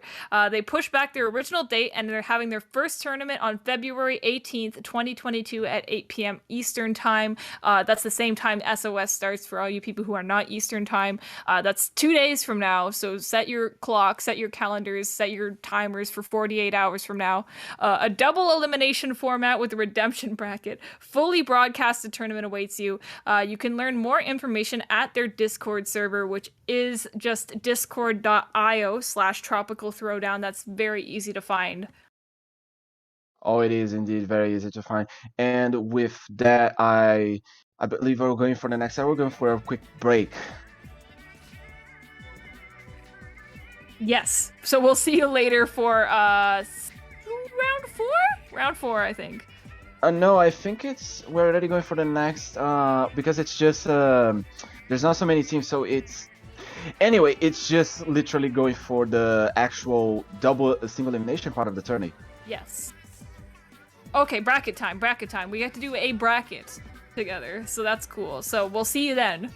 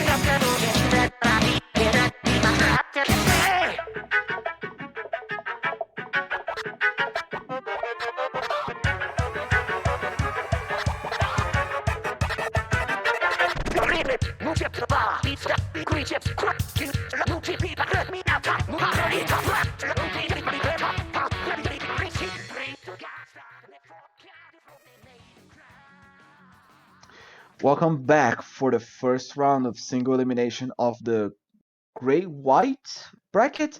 I am Super Fern and I'm joined once again by Siren. We are going to be jumping back to Starfish main stage, but it's not going to be Rainmaker this time, it's going to be Tower Control, which is actually a map and mode that I enjoy quite a lot. What about you, Siren? Do you enjoy this map and mode? The map and mode or the team? Oh shoot, it's Tower Control Starfish. I love this. This is the only map mode where I can make an excuse to my team to let me play K-Rapid instead of Paintbot the entire time. So yes, I love this. How do you feel about it? Like, oh, you don't like it, right? Oh, I like every TC map because I play Charger. Oh, that's true. Yeah, okay, there you go. That would do it. That would do it. With Tower Control on Starfish main stage, like I already have like a map in my head of what should I do and what positions should I take, when to be sharking, but obviously that it's gonna be more effective if my teammate is alive with me to apply pressure, since, well, if I stay still and wait to do my own shots and not spam it like a professional player, wrong choice of voice, but the point is you don't spam the chargers as you spam a K-shot or any other shooter. You actually have to wait and be patient, because once that person is engaging someone else, I can take advantage of that position. And Starfish is a map that I enjoy doing that because it's very systematic, at least on defensive. Offensive, I think it's very creative too. You play Crapid. Do you expect to see a Crapid right now? Maybe, but it's not super likely, just knowing these teams. I half expected it from Turtle because I know that he's dabbled in it in the past, but this is maybe more surprising to me for me seeing Turtle playing a regular Brella. Yeah, I thought he hated that weapon, but hey, maybe I just made that up in my brain that he doesn't like it. I never know. Figure it out. Yeah. So we're seeing Storm here moving up, almost catching Turtle there with the blaster. I think Turtle smelt danger and had to jump out there. Very good decision though. However, Mori is going to be backed up into this corner by Storm regardless. Getting these picks here is going to be huge. This is an automatic checkpoint clear in my opinion. Yeah, Zone Inc. is going to just be sitting on this tower here while collecting all this paint, getting ready to have basically any special ready for this. And Genesis is all the way propped up on this top here, popping this bomb rush into their base. Like, this is getting terrifying for Campfire. Campfire is not in a good situation. They no. lost so much. It's the other way. Campfire's doing good. Campfire is doing good. Lando is doing a little bit struggling, as they are just 4 points away with a 3v2 situation. But they finally managed to get a little bit of room to breathe, as just the ends up left alive. The 3 points, it's a lot. Like, we've been talking about 25 points, 22 points. 3 points on TC, it's literally almost game. They need a very good push in order to survive. They basically need to knock out here. I did get a little confused with which team was which, because Campfire was originally Turtle's team. He started this one, so this with him playing against Campfire, this is just his prior demons coming back to haunt him. So now Genesis is going to be clearing up here, looking for the knockout, almost making it back to that 3-point marker there. They barely have anything in their way, but with one member down and another one down as well, that's not going to add anything to their lead here. So now Lando T is going to have to work very hard to sort of get some control now back in mid. They haven't seen that middle section of the map in quite some time, I can imagine. So this is the part in the game where they are going to be having to build some specials just to contest the sheer amount of pressure that Campfire has set up here. With Campfire on literally already, I would say this is a win situation, but we still have to do our job. They taking every single player from Lando one by one, falling like dominoes. Turtle finally applying a little bit of pressure with Rain, but unfortunately it's a 2v3 situation with just one of the players respawning now. Armor coming in clutch with a jump. Turtle managed to get a little bit of a pick. Honestly, I would say that Turtle is in a dire spot, as the blaster radius is gonna work on the Rainmaker, not Rainmaker shield, the tension, and it is a wipe. Lando T got wiped, and Campfire has an opportunity to even push more and more on this match. Maybe even now they can go for the KO. Yeah, looking like they're able to set up for another push here. Turtle is going to be backed up into this corner here, and that's just not going to be, you know, that the Umbrella Shield can only handle so much pressure all at once. Rainsfield, going to be, Rainsfield. What are these names? Is going to be trying to set up on this top right here, preventing this Inkjet from taking them out, but we did turn away as soon as that got gruesome there, I guess. The ball point does go down there, while Turtle is still trying to hold some ground in this core area here, looking like they are able to at least get 2 picks out of it, but this is looking bleak for honestly both teams here. 2v1 situation, just the ball point, which is most likely on the higher ground, respawning. This is 1 minute remaining on the match. Lando needs a very good push to enable them to get a little bit more points, but at the same time, it seems that it's just gonna be most likely another situation that Campfire is just buying for some time. Also, when you read their name, I was reading as Seinfeld.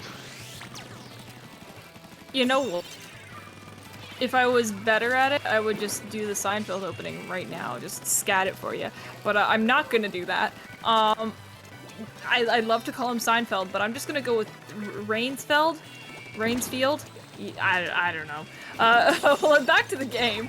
Kelp going to be camping this jump in from Turtle here. Unfortunately, that Umbrella Shield not doing a whole lot there for help when you have 2 people on you. So Kelp is just going to be holding onto the ground here. It's 20 seconds left. They don't need to get on the tower. They don't need to play risky. All they really need to do is just hold ZR and then cross their fingers and hope for the best. Because that's basically the only thing that they need to do at this point. So members are going to be hopping on now, as they did get 2 members of Lando T down there. And that is going to be a very convincing first game for Campfire and a sub. Campfire and a sub. And a sub. Sub. You wouldn't know, though. You wouldn't know unless they said so. Yes, I would say for sure that what I'm seeing from this result, because like, here's the thing, I would say that Genesis played, even with those 4, played a lot of pressure at the very end, getting key positions. So like in general, Campfire played marvelously this match. Didn't get a KO, that's okay, but playing marvelously nevertheless. And the problem with what I'm seeing on Turtle, Lando T, LeBlue, Reinsfeld, Seinfeld, it is that they were just not in a good position to ever had a good push. Apart from that, only time they managed to just crash the surface off the first checkpoint. So I don't know what to suggest to them. They tried to be aggressive. They tried to get the picks. We see a Tetris with more than 14 KA. So something definitely could have done different. Maybe on the opening, which is, as I mentioned on the zones, Inkblotter Academy is very crucial if you have the first, if you do your opening right instead of getting picked twice. So on Climb Blitz, Climb Blitz Snapper a little bit different of a map, a little bit more strategic. You have to have control of at least one of the two zones, the two ramps. It's, well, let's see what Lando T will have to bring for us as an alternative. Yeah, so we're seeing some teams going back to old reliable here. Turtle going back to the tent umbrella, who, obviously, tent turtle. That is, it's what he does. It's what he does. So we're going back to some more orthodox picks here. I'm used to seeing Mori playing the Tetris, but we're not getting that tonight. Storm playing pretty aggressively here, already moving up into the street here, but Rainsfield is gonna say hello. Not today. And now we're getting some good footing here to start a push very early on. Turtle set up with that shield. They just need a little bit more clams in order to make this worthwhile. With and already as I said, breaking the basket. It's already 44 points, and Turtle is being a menace with the tent, as Turtle knows how to do. 44 points on Climb Blitz, not necessarily a lead. We saw already this match, and literally they managed to get almost of a comeback. So 4 minutes can still go by, and well, you can change the lead easily. Yeah, I mean, we have plenty of time left, like you said. So, 4 minutes and 44 points is not too hard to beat. As long as you're able to get a good setup here, I think you can do this in 1 or 2 pushes. Rainsfield getting a good pick onto both Genesis and Kelp, even going down there. That's still not going to be that's overall a net gain for them. Storm is setting up here to try and defend this, as now they're starting to see a bit of pushback from Lando T. Once again, getting ready to see this push here, trying to get that pick onto Turtle, who's backing off. They're getting that great Inkjet pick onto Turtle, who was in the zone. That's going to allow them to start moving up here. I do believe they're still holding on to that pity clam there, but they're going to need a little bit more there. They only have 6 clams outside of that one, so they do need to set up here if they intend to get the lead on this first push. Storm getting a very important pick on Turtle, putting in a position where it's a 2v1. Unfortunately, they will go down, but it's still a 3v2. They break the basket at 68 points. They're still throwing as many clams as possible. The carbon will be going down, unfortunately. It seems the Lando team managed to cancel or stop the push. They have a lot of clams on their disfavor, and they have a lot of control of mid. It seems that the Lando team will have the final opportunity to do another push and get even more of a bigger lead as they try to engage the L3. They get 1 pick, they get 2 picks, they just did the structure. They try to get a little bit of clams, they have 14. They managed to break the basket and getting a little bit more on the size of the ball point. Yeah, absolutely. Extending their lead is going to be huge here. They still have that power clam here, so they're going to try and make that jump in and hopefully get that down all the way to the 5-point marker there. They're trying to defend that and make a mad dash for that power clam as quick as possible, as to stop them from getting down all the way to that that 5-point marker there, and they're able to successfully do so. They do have to play this very carefully though now, because they're basically going to be forced into only doing this in 1 very good push, I would say. It would be very risky to try and do this in 2, but as I'm saying this, they're getting set up very well for this. I think the only roadblock in their way at this point is Turtle, who's just deploying these shields constantly from their snipe area and guarding that basket, forcing the movement of Campfire and a sub to go around that shield or break it. Turtle still have the power clam. They're holding it as much as possible, getting a little bit of special, applying a little bit of bubbles. They don't manage to score. Turtle and their teammates manage to score. Lando T is in a very good position. Carbon is on the right side, trying to find a position for a flank or at least get a pick. They still have bubbles. Turtle has bubbles, and they're trying to get control of mid. Carbon tried to get the pick, but unfortunately for Turtle, he was on the wrong side of the shield, and there was a weird angle that I just saw. Ballpoint finishes off. Neo Splash finishes off, and it is another opportunity for Campfire to score a little bit of points, but they don't have enough clams. Kelp trying to finally managed to score 1 power clam under their basket. They're trying their best to push in, but it's just fall back, trying to get a little bit on to set up another push. Yeah, looking like these bubbles are going to be coming out, and at least at the very minimum, stalling this push coming out of Campfire. But looking like they now have these 2 power clams and 2 members down on the side of Lando T. This is going to be huge for them. They have to move in here. They have to get this pick on Lip Blue, but unfortunately, it just goes in the favor of Lando T there. They're going to have to either save that power clam. They cannot play risky here and try and dunk it all at once. They have to basically go for almost an overtime push at this rate. So with the members coming back now, Rain's field is going to be holding this position as strongly as possible. They do not want to get this dunked on here. And going down to zoning here in zone, this is huge. Popping those missiles, trying to get Turtle out of the way. That shield is such a pain. This is looking dangerous. This is just a few clams away. They get the lead at the very last second there. It's 15 seconds left. Oh my gosh, Lando T can potentially come back from this. There's only Genesis here, but they're still getting picks under this basket here, regardless of whether or not you have clams. That is huge. You do not want your opponent up at the end of the game here. Like, when there's overtime, numbers is the biggest thing. Numbers is huge. So just having that slowed down a little bit here. Turtle is going to be setting up as quick as possible.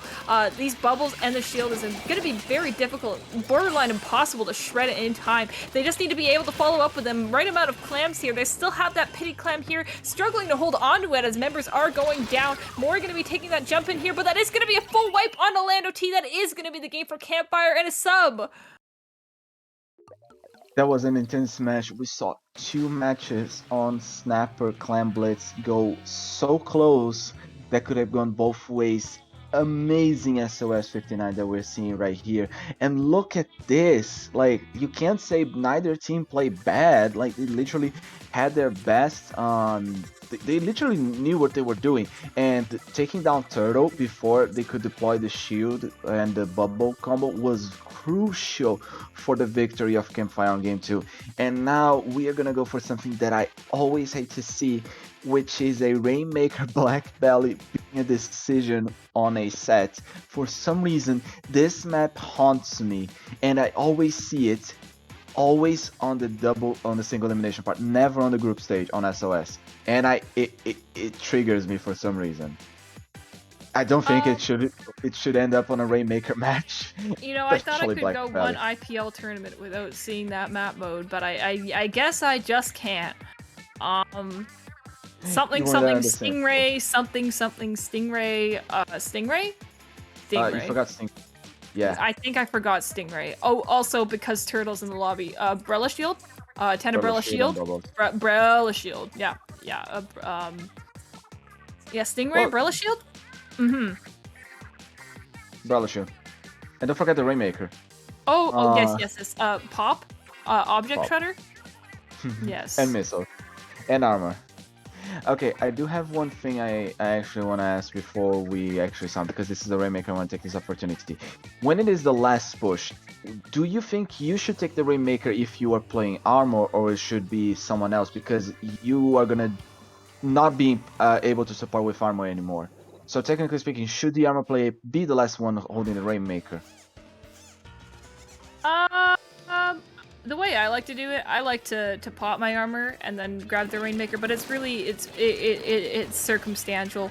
It really depends on what's going on. That being said, Turtle already paving the way to get close to this Rainmaker here, but getting a little peeky on Genesis there, seeing that roller might snatch him up where he stands, so making that wise decision to back up there while his teammates get the pick on a Genesis, which is great. They're getting it all the way up to 36 very early on. That's not really anything on Black Belly, to be completely honest, but getting into the higher numbers there, 27, is going to be a lot better.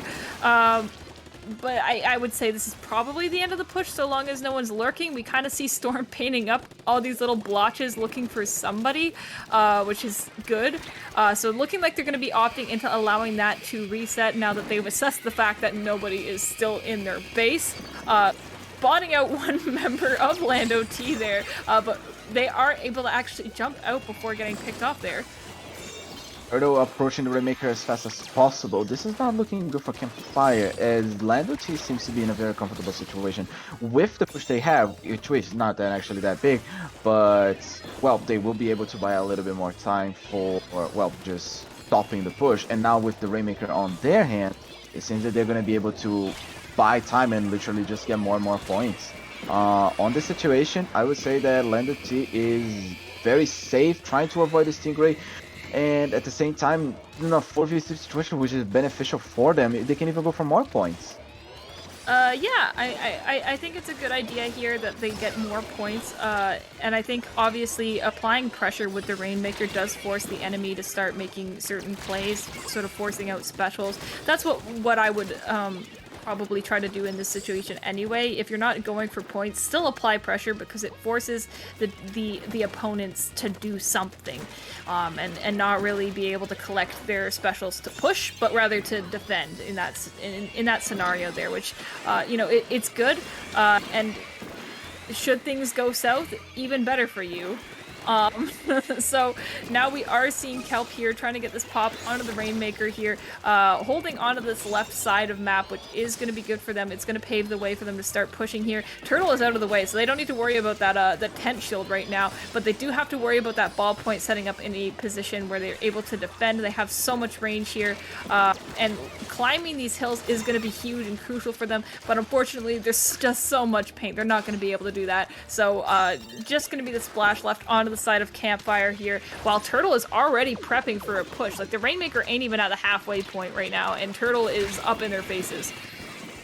I think Turtle's eyes are literally red with rage. The Turtle doesn't this SOS, and they need to win 3 more, and I think they actually can do it with I think even the chat on this on not Battle on Twitch is going like very like multiple. Both teams are actually having a lot of bits with 1900 versus 10,000 versus 1000.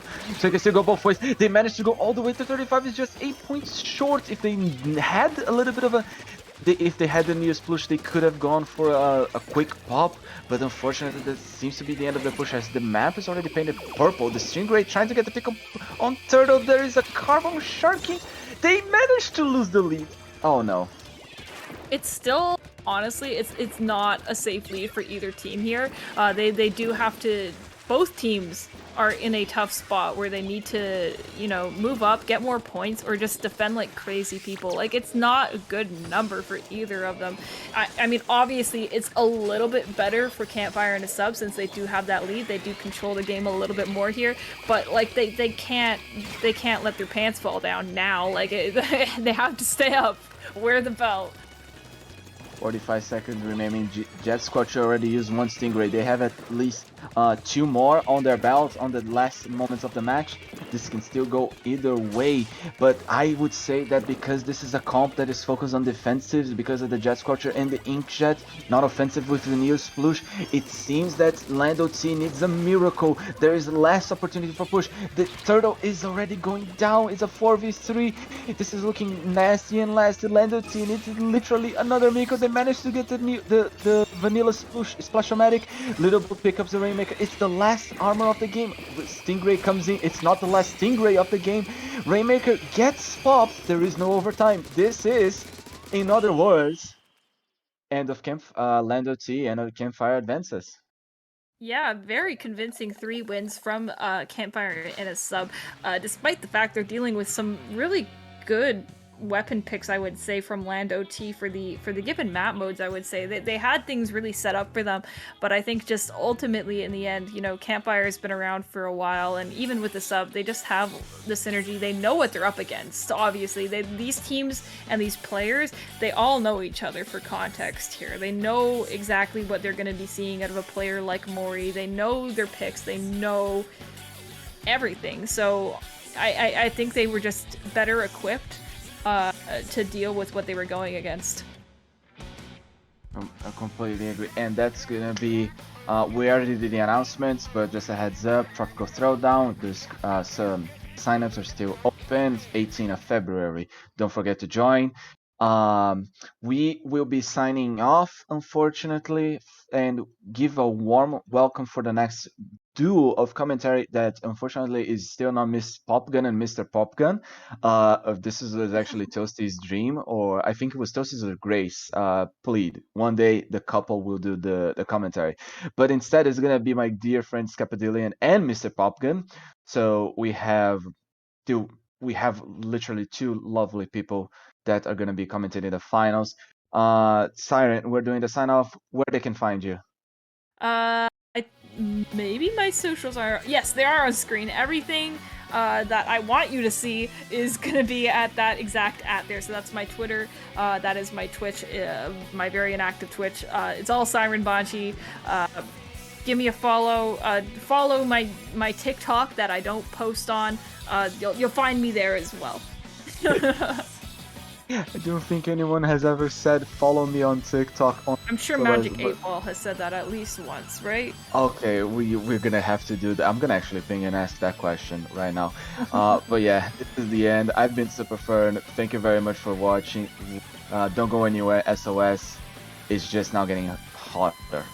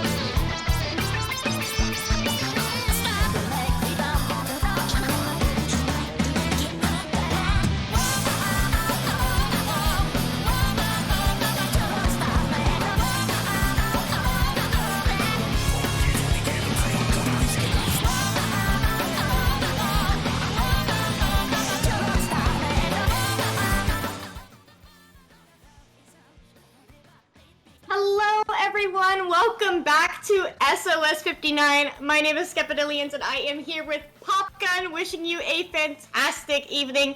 We will be starting off our round 2 with a very spicy set between Campfire and Spaghetti. Now, I am very familiar with Campfire as a team, but what do you know about Spaghetti, Popgun? I was laughing behind the scenes when I saw this team. And especially the logo I don't know if we can show the shot of the logo or not, but the story behind this, in SOS tournament number 1, Havoc was making a pot of spaghetti during the tournament and forgot that you need to put water in the pot. So the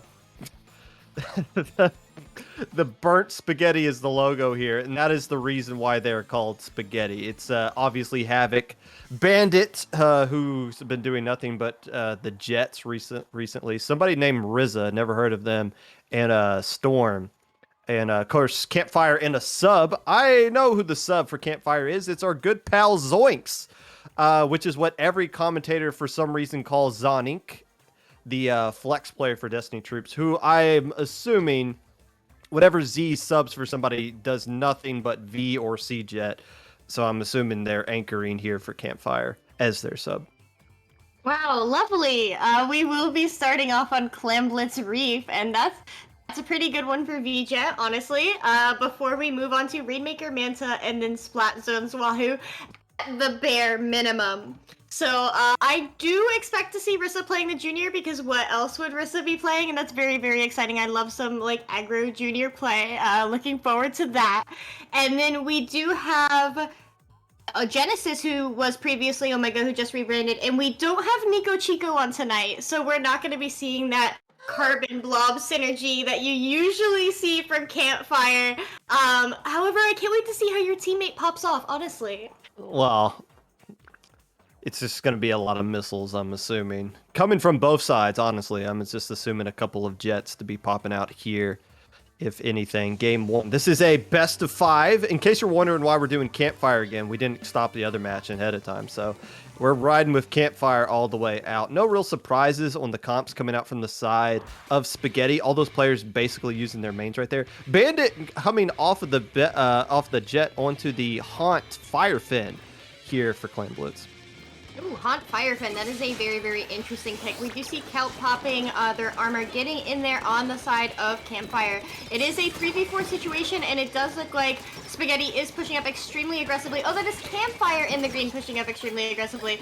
So 3 down on the side of Spaghetti as Campfire tosses clams to each other and to facilitate a push here. We do see Spaghetti dropping in. They are going to get picked. And it looks like it is 2v2 with the basket currently being open in favor of Spaghetti.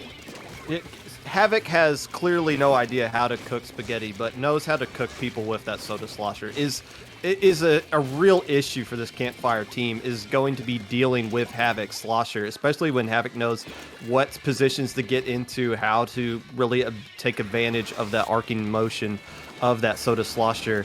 And that's going to be a real issue for Campfire. Already has been in the opening minute of this game. Spaghetti getting some significant points down in that opening. Their T-Tech does go down for a moment, but Campfire is now in control of Bridge, which is the name of the game. Foams, Storm popping that Inkjet and pushing their way in, but it looks like Campfire is now forming that power clam and pushing up. But there is someone over on that tree waiting for them in order to shut that down. They do manage to take a pick on that Zap, but Campfire still has the man advantage as they bring that clam into the basket.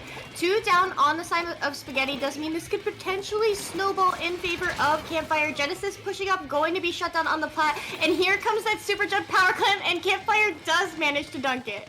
Yeah, jump back into the quart area and able to get the lead there. A pretty decent lead. Unfortunately, though, they did get wiped in the process. So that means you're going to see Spaghetti start to push up, immediately capturing control of the enemy space here.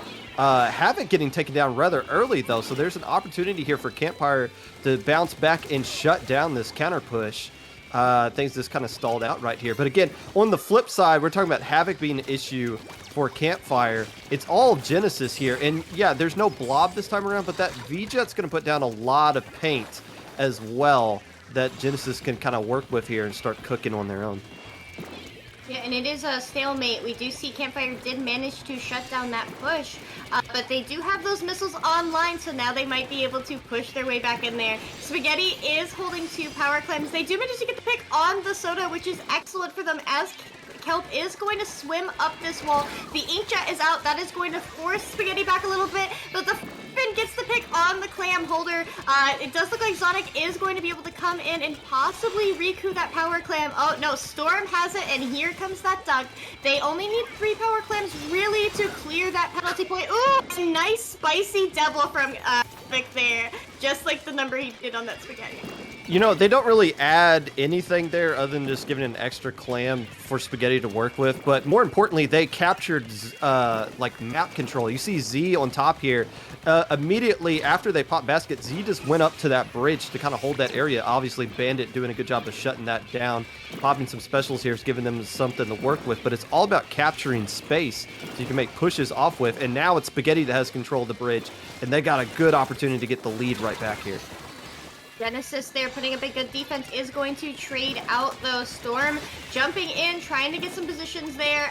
They having just landed their inkjet. Campfire is going to go 3 down. Just the T-Tech up in play to try and bring this push to a close, but that is not going to happen as Spaghetti does get this down to 25 remaining. Ooh, and they have the power clam as well, and it looks like they're going to try and pull what Campfire did them earlier. They try and jump it in, but it does get shut down by Kelp, but somebody picks it up and dunks it anyway. That is a KO in favor of Spaghetti for game 1. A well-timed suction bomb right there, canceling the jump, and I thought that was going to save things for Campfire right there, but obviously Bandit's kind of fire fin wall there, shutting down. Nice C+. And A-. What are these ranks that Spaghetti are popping out here for Clam Blitz? Okay. But still, one thing I kind of noticed right there, I talked about the last time that I commentated Bandit, I think was for Raccoon Soup and SAC, where they were doing nothing but V-Jet and C-Jet the entire time. And I made a comment then that Bandit is one of the better Charger players we have in the scene right now. And, you know, it sucks playing Charger against somebody who's just going to fire missile after missile after missile at you, which is what Z is going to do for Campfire. But if you can get into those right spots and you can just kind of control the right areas, Bandit really popped off right there and showed why they can do Charger in this kind of a hectic meta that we're in right now. Not just on any map mode, but Clam Blitz, which is notoriously more difficult for Chargers. So you have to admire someone who is willing to bring that backline that does take more time and can get rushed down more easily, and perform very strongly with that. And we live to see it. Would you expect a V Charger here for the Ray, or are we still? No. You still think we're going to be rocking with the Fire Fin? No, I think I think we're gonna go to a C-Jet here, honestly. Just because it's good. C-Jet wins you championships in Rainmaker. It really does. People don't like that for understandable reasons, but the fact of the matter is, a C-Jet will win you championships on Rainmaker. And I think we're going to see that again, just more race spam coming down, especially now that they know what is going to be coming up against them, with what Z is going to be bringing as that sub for Campfire. But if you're Campfire and you make that adjustment here, you can opt to go with something without an anchor. You can opt to go something with a little bit more speed here. But still, I think we're not going to see too many changes coming other than Bandit possibly going to a jet, which is right there. Interesting. Yeah, the V-Jet, and then we do see Zonic on the, I believe that was the C-Jet. Yes, it is. So you were right. No Charger coming back out. Both teams are rushing for mid. We do see that Spaghetti is gripped up really well, going for that pop, sharing their paint trails, while Campfire split up just a tiny bit more. Kelp there trying to position on cut to shut anything down that does happen in that area, but they do manage to get the pick on Omega with that pop there from Havoc. Ooh, Havoc jumping in and getting a pick and trying now to push that remaining member of Campfire in street, but Kelp is going to turn that fight around and then very swiftly clean up the Rainmaker. That's a nice splat by Kelp, and able to kind of cut right through there to shut that down. If Kelp doesn't take care of Havoc right there, they're gonna have a score that they can win with. 43 remaining is a blessing for Campfire right now. Storm kind of working around this backside, able to take care of Z, working, trying to make another splat, but 2 more players going down for the side of Spaghetti, who has complete control of mid right now. Spaghetti is going to follow up here with that pop. They do have that armor jet combo ready to go for when Campfire starts to push back in, but unfortunately the Tri-Slusher is going to go down. Storm there hugging that wall, trying to figure out how to approach it. Does get the pick on Genesis, so that is 2 down on the side of Campfire and 4 up for Spaghetti. This is excellent for them in terms of facilitating a push, and they do get another down as well as Storm gets some paint down in that street. This looks rather gnarly for Campfire here as that jet does come up and they get it to 42 remaining, just barely not dropping into that ledge. But it doesn't look like they're giving up this push yet as they do go in for that repop, getting it down to 26. Yeah, and they still got 2 players left alive, but it looks like, oh, actually, everybody goes down. Then it's a wipe, actually. Genesis being the last player left alive. Not sure where they're sharking along that wall and able to get the splat right there, but still, Campfire's just trying to hold on to dear life right now, and it looks like they will survive, just barely. RZA being the last player left alive all the way back at the area right there, so the Rainmaker will respawn. But still, if you're Campfire, look, you got 3 minutes to work with. You haven't really gotten a push off just yet. It looks like you're gonna have to drop down to the pit and go a little bit further to get lead, but they've got all 4 of their specials that they're firing off right now, trying to get some splats with them. It looks like they're not going. No, they do actually take care of 1 player, but still, all those specials wasn't really able to get them control of anything just yet. Campfire is nearly wiped. Zonic, the last one up, going to have no choice but to fall back. They are in a dangerous amount of crossfire now, and they're opting to jump out. This is once again giving control to Spaghetti here, and they bring those missiles online, forcing Campfire to fall back even more as they come out of spawn.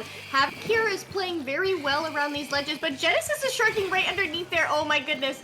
And we don't know what quite happened from the exchange, but we do know that Havoc is down, whether or not that was Genesis is doing. Okay, that is a wipe for Spaghetti, and it is now Campfire's time to push up. And look how fast they're moving too. They got the Inkjet in position right now. Oh, somebody was able to get the splat off of the Rainmaker. And now 3-player going down off camera. Genesis staying alive, but I can't imagine they're going to stay alive much longer. RZA probably combined with Havoc able to get the final splat right there. But man, there was your window for Campfire.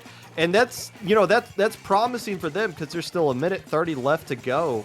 That you can find a way to get another one of those windows. And it looks like they were moving fast enough. Just somebody made a hero play and shut down the Rainmaker. Yeah, honestly, the speed at which they came into that push was phenomenally impressive. We do know Spaghetti is going to go down with that Maker. Havoc is behind Kelp, applying a lot of pressure. They're trying to keep them out of their hair.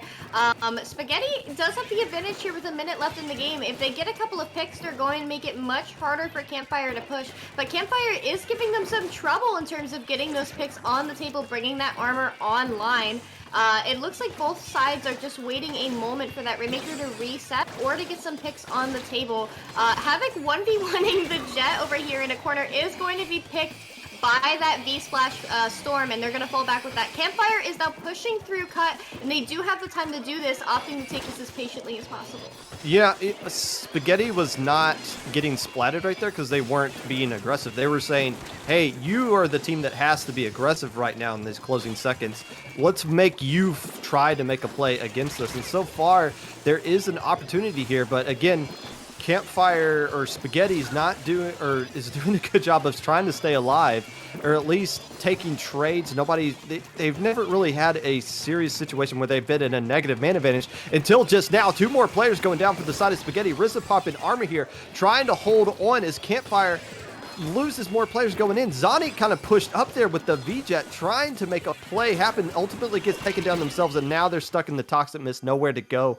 Campfire, again, it had their opportunities right there, but Spaghetti, without the Stingray, mind you, to kind of close out that game, played it perfectly, was a little bit patient. They forced Campfire to push up into them, and they absorbed the punch.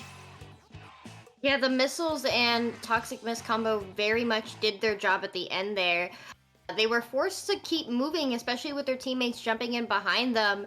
They either had to let those missiles land on their teammates who were going to be coming out of spawn and then force a stagger, or just simply go for it. And that's exactly what Spaghetti wanted, and they had a fantastic defense there in the final minutes of the game. Cooked them with water and everything. Now, splat zones Wahoo World. You can go back to Firefin here. I mean, there's a lot of different things you can do. I don't think we're going to see too many crazy things. Maybe Genesis comes off roller here for like a T-Tech or a K-Shot, something like that. But Campfire, I mean, this is... They've never played the pickup Spaghetti before, but they're very familiar with all 4 players on the opposite side of the map. One player we haven't really talked a whole lot about is Storm, who has been doing a good job getting all those splats, was leading Spaghetti a little bit at some point in that last game as well. It's just kind of the 4 players on the side of Spaghetti, very strong working together right there. Even though it is a pickup, they know how to play the game with each other, obviously, as you saw the coordination at the end of that last game there. Might be a little too much for Campfire to overcome, even though they have the skill level to do it. There's something to be said about high-level players who do play pickups more often. Yes, it does suffer for the scene a little bit, not having as many high-level teams to look up to and to look forward to beating one day. However, those players who have perhaps been FAs for a hot minute or simply just enjoy playing multiple pickups, they do have a different skill set that players currently bound to a team don't have as much, and that's the flexibility to adapt to various situations and to quickly develop synergy with their teammates as fast as possible. And that's very admirable from the side of Spaghetti, how quickly they were able to get to know each other. Obviously, they have experience playing together, but it's different bringing that energy into a tournament, and especially going 2-0 so far in the set. Yes, the admirable Spaghetti team, as predicted. Yeah, K-Shot coming out here for Genesis. Ninja Squid K-Shot, kind of dropping the roller right there. A lot of paint coming out from the side of Campfire. And again, it's just going to be... Yeah, Zonic is firing a lot of missiles, but Campfire needs to work with those missiles. Like, firing missiles by themselves doesn't really do anything if you're not going with the missiles as a team. But there is an opportunity here as Havoc able to kind of work around this left side. Should be able to get control of zone if they don't die in it, and will not. Yeah, the nice duck and a weave there from Havoc, getting some cover and moving underneath the glass. We do see that Campfire is extending their lead here, which is excellent for them, especially in the 3rd game of the set. It is a 3v3 situation, and we do see Storm getting the pick on Rissa, so now they're going to start to feel more comfortable if they can get it below 50 remaining and situate themselves very strongly for a lockout. It does seem like those missiles are doing their job, and Genesis taking a very, very smart jump to one of their teammates. It looks like Spaghetti is struggling to break back in here as they do bring the first of their missiles online, and they have that burst bomb rush as well to cap the zone, which is great because it applies penalty points, exactly what they need in order to combat Campfire here. Campfire does have a moment though. Yeah, that's what I'm talking about. They fired the missiles and they moved in with it specifically. Like, it wasn't just firing willy-nilly. There was a plan behind it. And it helped that the missiles was able to get a splat, which you kind of don't really have control over. That's just how the team on the opposite side reacts to it. But still, Spaghetti able to break out of that and no penalty points. And now you see Campfire coming right back in, though, and they have a bomb rush to boot. Can they hold on to the zone? Z trying to take care of Havoc on that left side. But ultimately Havoc kind of escapes right there, gets back in the zone, ultimately dies in the zone. Spaghetti still holding on somehow, and one more player going down on the side of Campfire. That's going to be a lead for Spaghetti. They held on to that because of Rissa's paint, getting out of those missiles and shifting sides in order to just keep painting that zone. Spaghetti does have all 4 members up with 8 ticks left in the game, and it does look like Campfire is situated at all in order to break back into the zone. Some well-placed bombs are going to take out the remaining members of Campfire, and Game 3 will go to Spaghetti. I think you were kind of right there. There's been a conversation on Twitter this week, or I guess the past few weeks, about how support players do so many things that don't show up on the stat sheet. And I'm assuming Riz is on an alt account right there, because the ranks have been all over the place. But Rizza did a lot of things right there, just kind of putting down support, not just popping armors and throwing, but obviously focusing throwing splat bombs, but obviously focusing on objective, working with their teammates. They're doing a lot of things that don't show up on the stat sheet and arouse the rest of the Spaghetti players to start to pop off there. Campfire, with a sub, not able to get the job done this time around, but I believe Campfire has won the last 2 bronze, Great White bronze medal matches, so they'll have an opportunity to go 3 in a row right there. Maybe not the result they wanted, but Spaghetti's moving on to take on either the winner of 4 beams in Sirius.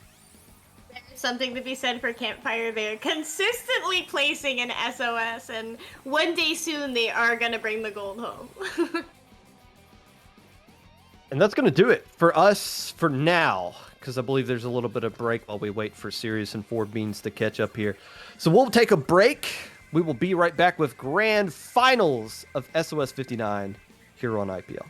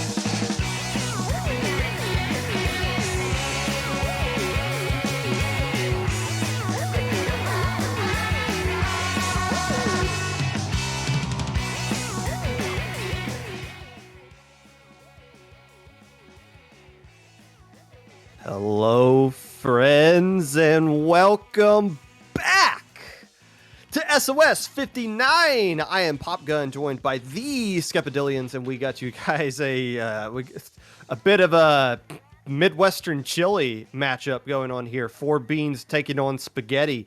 Four Beans being the team that's usually somewhere around the top of SAC and SOS. They're very familiar with being in the territory that they're in here in grand finals, and of course you just saw Spaghetti taking down Campfire with a sub. I haven't looked back over, maybe I should have done that while we had the break, but Four Beans beat Sirius 3-2 to squeak into this grand finals. I don't think Campfire's lost, or Spaghetti's lost a match all day, or lost a single game all day. That would be positively incredible, and I am unaware of that, but judging by how they played last set, they are certainly performing very well. And I would expect this to be a very barn burner-ish of a set. Oh gosh. Because Four Beans has been making the rounds, and they do typically perform very, very well in SOS, and as you mentioned, SAC. And they are certainly out there making a name for themselves. I know it is a pickup, but at this point, it does have a bit of a story. So they're a team in my heart. And Spaghetti has been very, very enjoyable to watch so far this evening. Four Beans looking to win. I don't know how many, but I'm assuming they've won a couple of SOSs. They play in a lot of these things, and they're very successful in them. Bandit coming with the C-Jet, or probably the V-Jet, actually. They didn't use Stingray last time. One Shot coming out with the C-Jet. One Shot, I really enjoy watching One Shot play, especially when they're using Charger. Not so much playing against them, but commentating One Shot, I'm all okay with that.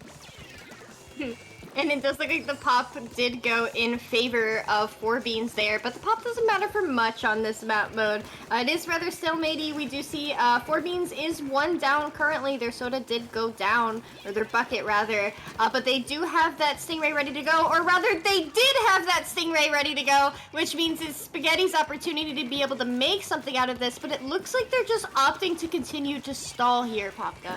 Yeah, there's not really anywhere for them to go if they were to pick up the Rainmaker. Now, Four Beans being the team that picks it up, trying to take it around that left side, a little bit of a safer route. You can't really get many points very quickly, but Storm just blazing right through there with the armor. And now going for a little bit of a flank with an Inkjet here in a kind of a tricky spot. Rainmaker picked up by Spaghetti's. They're able to get lead, and they took it right through that way as well. Okay, interesting route. They get lead, but I thought for sure they were going to go through mid there. Spaghetti opting for the saucy approach here. Keisha is going to pick it back up over that hill. They do get the pick on one member of Spaghetti.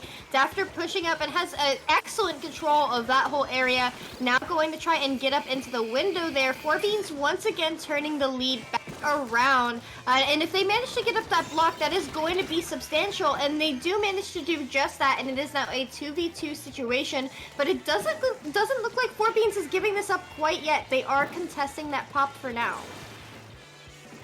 Pop going into the favor of Spaghetti there. You know, that's a pretty decent lead for a map like this. Again, if you go down mid, if you have like a clear shot through mid, that lead's going to fall very quickly. So obviously Four Beans going to try to make sure all those pushes get pushed off to that left there, that slower route that they had to take to able to get that huge lead that they got right now. But so far doing a good job of winning these 1v1s right here. You saw Dafter winning the slosher fight against Havoc, and now three players going down on the side of Spaghetti, and Four Beans wasting no time. Oh, that's the horrible spot for the Rainmaker to die. The lead's just going to get added to, possibly a KO. Riz, the last player left alive. Ooh, just kind of a bit of a failure of dumping that Rainmaker off. I mean, sometimes you just don't want to grab it and dump it in the mid just because it's going to get instantly popped. But yeah, just kind of dancing around there in the street area kind of cost them in the end as soon as the Stingray came firing out by none other than One Shot. Yeah, going where you go down with the Rainmaker is just as important as when you manage to pick it up, right? Because you don't want to be dropping that into a situation where you're giving your opponents an advantage. Four Beans did capitalize on that advantage very quickly and strongly going in for that KO. But it's Splatzone's Mako Mart, and we did get to see how well Spaghetti did play on Splatzone's last round, particularly Rissa. So I would expect Spaghetti to perform very well here. Four Beans might have their hands full. Yeah, this is a little bit more of a balanced map overall for as opposed to Wahoo World, which is what we just saw, what you're referencing there. For Four Beans, this is where a little bit of flexibility can come out here. One shot, you can do E-Leader here if you want to. And you know, for Bandit as well, you can go back to a charger. They've been opting to use Firefin for the last couple of Splat Zone games that we've seen. I guess a Clam Blitz and a Splat Zone game. You could probably do that here. You might, but maybe they saw something with that last comp that got thrown out their way where they're like, you know what, let's just stick with the V-Jet, let's just spam the missiles and let the rest of the team work off these missiles that I'm firing out there. So on a map like this, a lot of flexibility. You can use so many different weapons that work out here, and obviously both teams are going to have a slosher, which is really strong here as well. Just a really balanced map, and if both teams want to get creative, they can find a way to make a really good comp here. Yeah, there's pretty much anything goes on Mako Mart, right? You can bring your rollers out, you can bring your aforementioned sloshers. I would love to see One Shot bring out an E-Leader, just because of how well those do perform here. And especially with that storm pressure to keep opponents off of Snipe or one of those stats. And I love their charger play, genuinely. Just a side note, Spaghetti was doing the wave with their ready up sign. I've never seen such coordinated ready ups on their side. It means nothing, you guys. You couldn't see it, but I saw it, and it made my day nonetheless. Hey, there's the E-Leaders I was talking about. You can E-Leader here. Yeah, oh, double E-Leader at that. That is spicy.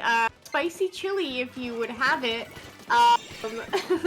We do see that Havoc is one of the first into the zone and is pressuring that right stack. The Zap on the side of Four Beans is going to go down, allowing Spaghetti to squeak out an early lead here. Those missiles are going to fly straight onto that poor E-Leader as Havoc pushes up and keeps up a significant amount of pressure on this right side of the map. You know, those are both scoped E-Leaders as well. Those guys are going for huge range. And why not? Again, this is... you don't see E-Leader every day, but you can absolutely use it here. You can use anything here, and especially getting to the right spot. I don't think... I'm not sure either side was expecting an E-Leader to come out on the opposite side here, but oh, One Shot, able to get a nice splat right there, their first of the game. And One Shot, I'm telling you, very deadly with a charger in their hands, as is Bandit. This is a very rare charger versus charger matchup you're not going to see too often in 2022. And Spaghetti is in recontrol of that zone. We do see that, I believe that is Bandit on the side of Four Beans does have their Storm ready to go. That Storm is going to come out, I believe, and then Lex is popping that Booyah Bomb in order to block out the remaining members of Spaghetti. Four Beans does retake that zone, and they do have a very small penalty to clear. Ooh, nice pick from Lex there as they push up, but they are going to be shut down by T-Tech. I thought that was a little bit of a greedy play by Lex, kind of chasing down that player, able to get the splat, and ultimately just turns into a trade.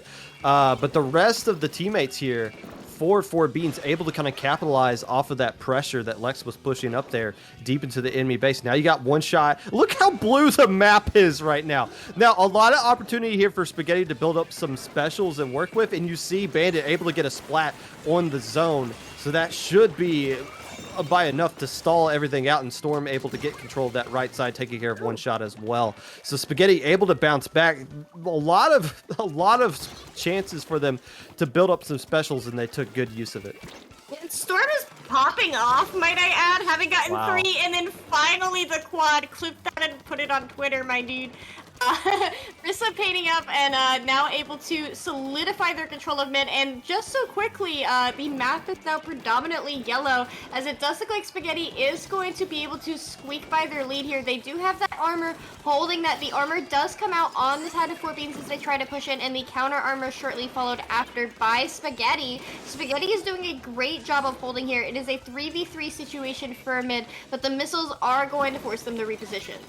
That's might be lead a 2v2 for the whole thing, but look who's in the zone. It's none other than Rizza, who does a good job of just kind of capitalizing, getting the splats, and getting the KO right there. Spaghetti able to bounce back. That whole push just kind of started once again. Bandit able to get a nice pick from basically halfway across the map with the scope E leader on the in-zap, which kind of set up the opportunity for Storm to start popping off right there. I think Storm got 6 of their 9 splats off of that one push alone. We saw them get the quad and then just followed up with 3 more right on top of that. So, yeah, just a very nice play there overall from Spaghetti to bounce back into that one. Again, it looked like 4Beans was in control there. They had a huge map control, but obviously that allows the enemy team to build up a lot of specials, and they're able to kind of come back there using their good specials and getting the right picks at the right time. Was Spaghetti there to even up this set, which looked like it was going to be heading to a 2-0 lead for 4Beans. Yeah, and great come around, as you mentioned, from Spaghetti there. We will be moving forward to Tower Control Inkplot, which happens to be one of my personal favorite map modes, so I can't wait to see what both teams bring to the table here. This does make me think V-Jet and C-Jet, but I also wouldn't be surprised to see a Charger come out. If you had to take a guess as to what would be played here, what would you put your money on? I'm getting the vibe that Spaghetti's more interested in their readying up coordination, all the synchronized readying up. Okay, Rizza was a little bit late behind there. I wish you guys could see this amazing thing that I'm seeing here, because it's a little bit more entertaining than anything I would have to say. But regardless, I don't know. I mean, you have the flexibility to do kind of whatever you want here from the anchor position from both sides.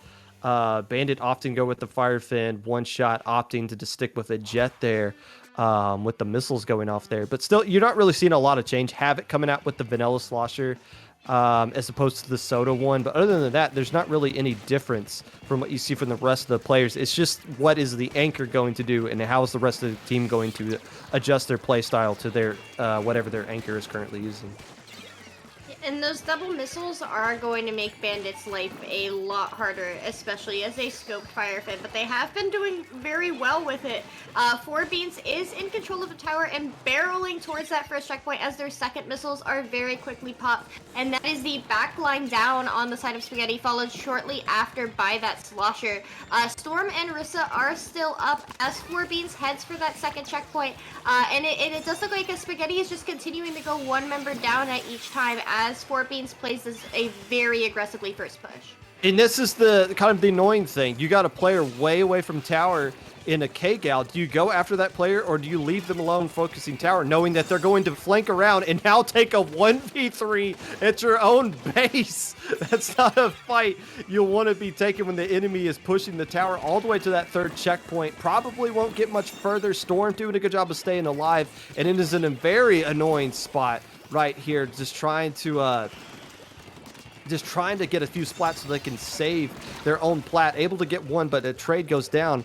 The checkpoint is saved by Spaghetti for now, but look, they're not leaving the plat.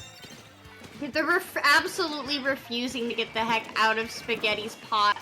Dafter over there on that left side waiting for somebody to drop. Rissa is well aware of their presence, rolling the bombs in that general direction as those missiles do come flying. 4Beans recruits the tower before it gets all the way back to mid, and they're just letting it sit at where that second checkpoint would be, waiting for a couple of picks and a good opportunity. They do get a pick on Storm, and now they're going to start pushing up against Chicha on the tower there. They do have that Booyah Bomb, which is going to be very useful in clearing out their attic, and it does look like they're putting up enough pressure on Spaghetti here to head back for that third check. Yeah, this is getting kind of scary right now. Bandit being your last player left alive, and Oh, actually, okay, so one more player's alive, and it's just one that's on the tower. So finally, after 2 minutes and 30 seconds, they regain control of their plat, and Spaghetti can start making a move towards mid. It's going to be a while before that tower gets back in mid. Looks like somebody is riding it already just to help it speed it along there, but still, map control isn't really going to be captured. They got control of their plat, but they can't get back control of mid, and that's just going to allow the 4 beans to keep this push going even longer. Look how much time they're bleeding off the clock before Spaghetti can even touch it. Yeah, it's almost like they're playing Rainmaker, right? They're just shifting that battle line all the way to Spaghetti's plat to deny them any chance to not only get control of mid, but also where they need to be heading. Spaghetti is 1 member down. They do manage to get the pick on the Slusher, and that saves them from having to deal with those missiles, but Rissa is the only remaining member of Spaghetti. Lex was going to go in for a flank, but unfortunately she does jump out in time. But 4Beans has specials online. They do manage to get the pick on Lex, who is so much in their hair. Absolutely an extreme annoyance for Spaghetti there. But 4Beans is pushing. They are, and they're making, I believe, their 3rd attempt at trying to clear this final checkpoint right here. But again, they're doing a good job of holding on to this one, but it doesn't really matter. Again, more time getting bled off the clock. There's more map control. Lex doing a good job of holding down this kind of left side right here. So yeah, the tower gets solved and they save that final checkpoint, but they're not getting any map control on top of it because they can't even get out of their own base. And Lex just being very annoying right here, just soaking up a lot of attention, which they've been doing all match long, just kind of almost skirmishing to an extent with a Slayer weapon here, and not refusing to just go down. There's not really much that Spaghetti can do right now. Yeah, Spaghetti needs to get the picks that they need in order to be able to salvage their own plat, but then they also need to start a push because they only have 30 seconds left in the game. We do see that Booyah Bomb coming out from Lex. That is a 3v3 situation. Lex pushing up, trying to get another pick. Havoc falling back, knowing that there's only that last checkpoint left to defend. Those missiles are going to come online and be thrown straight at the tower, but it's a bucket for bucket 3rd check. We just see Spaghetti in the hands of Havoc, does manage to get the pick there, but they don't have much time and they need some paint, they need some specials. The pressure is on and Spaghetti is feeling the heat. And they have to dedicate somebody to riding the tower instead of just letting it go back to mid now because they're in overtime. So they're going to be down a player who can help get control. Look how much purple is in mid that they have to get through before they can even get any points up on the board. A Booyah Bomb ready to go as well. The GG Bomb just online as now Spaghetti's able to get their first points of the entire game. Here come the missiles right now and the Booyah Bomb on top of it. Not really much you can do right there. Yeah, it's almost unbeatable when somebody just throws a Booyah Bomb combined with missiles right there. But again, there was just that. You're going to look at the KAs in a second, and it's not going to, you're going to think this was a more even match, but it wasn't that 4Beans was like feeding in or like trying to go in to get kills. They were just occupying space. They got the huge lead and they just never left. They just slowly backed up and stayed in certain spots and waited for the fight to come to them, get the splats, and push right back up again. They never left mid the entire game. And there's not really much when you can't get control of your own plat, you're not going to win the game. 8 and 11 missiles out from the V-Slosh and the V-Jet. In terms of just trying to have a physical presence out on the field, it would have been extremely difficult for Spaghetti with the amount of special pressure that was being applied. And then just left, right? Somebody buy that squid some calamari because they put in some serious work that game and it would have been terrifying. Well, you talked about the specials, the missiles and the armor get thrown out. That's why chargers are dead in this meta. I'm not saying you can't use charger. You have to be a really good charger player, like I keep saying Bandit is, but that kind of comp that you're going up against is exactly why we've seen so many chargers become extinct. It's so hard, especially when you can't get control of your own side. You need somebody to get established so they can start getting picks. It's so hard to get established when you're constantly chasing missiles and it takes 2 shots to kill everybody because of armor. So yeah, just the overall aggression by 4Beans was just overwhelming, obviously. But now, if you're if you're Spaghetti, you can get right back in this. What? It's 2-1. Yeah. And this is a best of 7. So this isn't match point right here. You win one more, you tie it right back up. In a map like Clam Blitz at Piranha Pit, all it takes is one push to get a KO right here. It's so easy to go from 0 to 100 on this map and mode. That could be enough to get Spaghetti right back into this one mentally, because quite honestly, that last game was just a butt whooping. Yeah, and in terms of playing objective, I think the junior is going to perform very well here, just because having somebody who can very solidly float and collect clams in order to bring that 100 to 0 push, I do think Spaghetti can do that here.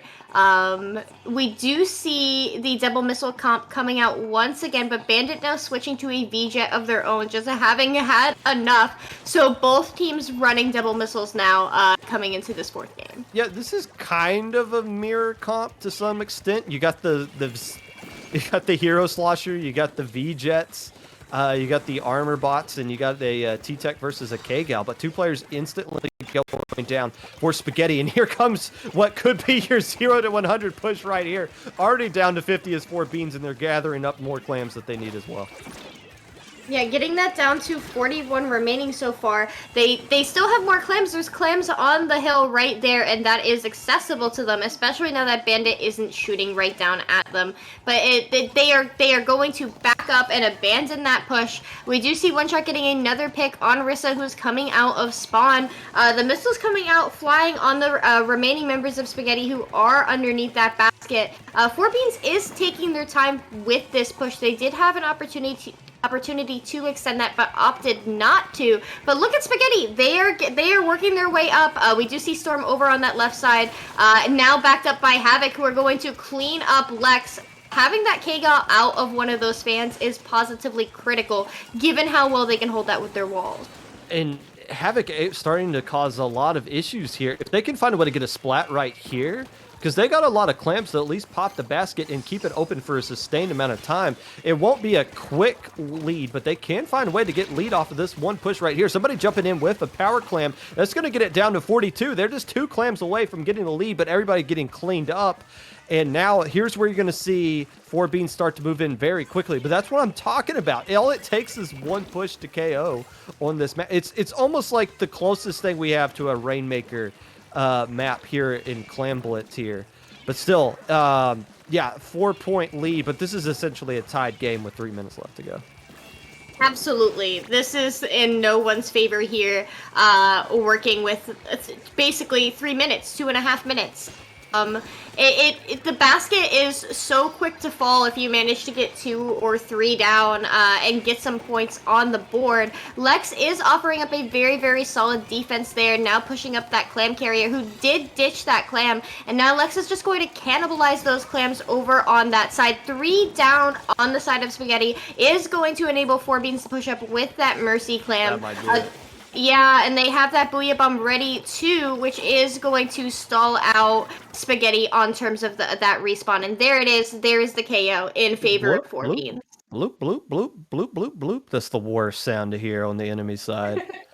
But I mean, you just get wiped. It is essentially over right there. But still, for Spaghetti, you're not out of it just yet. You need to win 3 straight, which they've been doing all tournament long up to this point. But yeah, the real difference here that I'm seeing is 4 Beans is just doing a better job of controlling spots and knowing when to push up together to get those splats and kind of working off of each other. Obviously, Lex doing a good job of soaking attention, but you see the rest of the teammates kind of capitalizing off of that because they have so much map control. And you see that when they get the push, they didn't get the KO in that first push, but they didn't really leave after it was done either. It wasn't just like, oh, well, the basket's open, let's just go back to our side. No, let's fall back to mid, let's hold mid, and then let's endure. And when we get our next opportunity to push up again, we'll do it. So they're doing a better job of just controlling map space right now, and that's really been the difference so far in this set. And space is the name of the game. Not literally, but it is how the game is played. Rainmaker Muscle Forge, in terms of controlling space, I do think that of all teams, 4 Beans might have an opportunity for that left quick push, given the amount of pressure that Lex has been able to hold, but also that rightward push that is more standard and more traditional. I think that obviously a K-52 can perform well anywhere, but it can perform very, very well in that particular situation as well. I do think that both teams are going to be sticking with their double missile comps, though. Maybe Spaghetti will switch things up a little bit, but it's Rainmaker, so I think you're probably going to not see gonna win. Havoc go to a tri-slosher. And which is, traditionally for a player like Havoc, this is a bit of advantage. You main sloshers, you get to use them here, but the problem is you're going up against a slosher mate on the other side as well. So it's just been kind of a neutral. There's been no like true advantage just because both teams are kind of, in a sense, close to mirroring each other. Just a little bit of slight variations. But yeah, I would assume a tri-slosher is coming out here from Havoc, and my assumption is wrong. That is a Soda Slosher. Soda going to be doing a better job of popping that Rainmaker. And a very aggressive Soda Slosher. Look at all the comeback on that thing. Yeah. Or quick respawn. It was understood. In terms of controlling space, that burst bomb could do extremely well if you need to get your opponents out of your street, if you need to get them off of your roof. Like, you don't want to rush down a Soda Slosher. If you rush down a Soda Slosher, you are rushing to your death. Lex there ducking and weaving in that trench, managing to stay alive. It is 3v3 with neither team in control of the space in mid. The missiles coming out on the side of Spaghetti, and it does look like they did pop that armor, and they have another follow-up missile as well as they go to begin their opening push here. It looks like they're shifting towards the right side. Oh, if Storm could have got that splat, that would have busted the doors wide open for them to kind of do a little bit of a flank there. I think because they recognized Storm went down, they just had to kind of rush for it. 38 remaining. That's nothing, honestly, on this map, especially with 4 minutes left to go. You want to have the lead, obviously, but 38's not going to cut it. And she just barely surviving the missiles right there as they dump the Rainmaker off to reset it. But look who's going to get the pop right again. It's the team that controls mid. So another opportunity here for Spaghetti to try to get a little bit of a bigger lead that they'll feel more comfortable with on a map like this. Yeah, and it's 3.5 minutes remaining in the game. We do see that Booyah Bomb coming out as well as the missiles. The K-Shot already farming for more. It is triple missiles on the side of 4Beans. I thought it was doubles, but my eyes had deceived me. It is triple, which is absolutely going to annoy every last brain cell on the side of Spaghetti. We do see that 4Beans is now pushing up. It is 4v4. I will add that Spaghetti is doing a fantastic job of withstanding 4Beans here and holding on to mid. They do force one member to jump out, so giving them an effective 4v2. As they push up, they don't manage to extenuate their lead, but it is 3v2, so they might be able to do just that. Look how far up they went without... Oh, actually, they're going to find a way to add to their lead right here. 2v4 situation, but look... Okay, so... 4Beans actually doing a good job of kind of jump back in and shutting this down. There was a window there. You saw the hesitation. Bandit wanted to go up there, but just kind of wisely backed off instead. The Rainmaker's going to reset the mid. Still 2:30 left to go as we cross the halfway mark here. And look, again, this is kind of what 4Beans was doing that last time. Yeah, you lose Rainmaker to mid, but you're not surrendering the space. Bandit staying here this whole time, making sure everything stays this kind of tealish color. And Storm trying that flank yet again, and it's Dafter yet again that's shutting it down. So they're trying things. Dafter, honestly, those couple of splats Dafter's been getting on Storm on that left side of the area right there have been kind of the reason why this score has been saying at 38 remaining and it's not higher. And now an opportunity, possibly, Storm getting a little bit of a revenge right there for 4Beans to get their first push going. 4Beans does have one member down, make that 2 as they do try and push this in. Storm is going to try and pick with the Rainmaker, but is going to be shot down by none other than one shot. The remaining members of 4Beans are now back in action. They are in mid as they drop this into where the sponge would be. But the Rainmaker is going to be dropped by a timely bomb. You think RZA has that kind of bomb feel like understands where that bomb is exactly going to land in the kind of perfect spot. You kind of have to if you're going to be a junior. But that bomb kill right there, ultimately shutting everything down. But now only 2 players left alive, and that Rainmaker doesn't have to go hardly anywhere to get lead. They basically just got to get up that ramp. Lex doing a good job of trying to spawn camp, kind of, or ledge camp, I guess I should say. But that Rainmaker's so close that it ultimately gets splat, but Bandits being the last player left alive, I don't think they can stop this. Toxic Mist slows it down. Squidbags through the Toxic Mist. Chicha trying to end this tournament right here and ultimately gets shut down by Havoc. 45 seconds left to go. 45 seconds indeed. It does look like Spaghetti is going to have a moment to breathe here, but they need to get their push in. Oh, but they are going to go down to the Rainmaker pop. Dafter is right there trying to eliminate that V-Jet and takes it in for the dunk, meaning the set has gone 4-1 in favor of 4Beats, who are going to take SOS 59 right on home with the gold. And that's where the little splats that you see happen away from the Rainmaker on that left side, that's where they start to add up. You start to play with fire on a game like Rainmaker, and you don't get those bigger leads when you have the opportunity to do so, or get up that ramp and get in a situation to where that you can you can give up a little bit of space. Like when you have that bigger lead, you're not trying to sell all out to stop the Rainmaker at that ramp. You can back up and you can let your guys respawn back in, and you can take that fight a little bit closer to your spawn. But those little fights that happen on the backside that kept going into the favor of 4Beans in 1v1 ultimately took a toll over the course of the end of that game.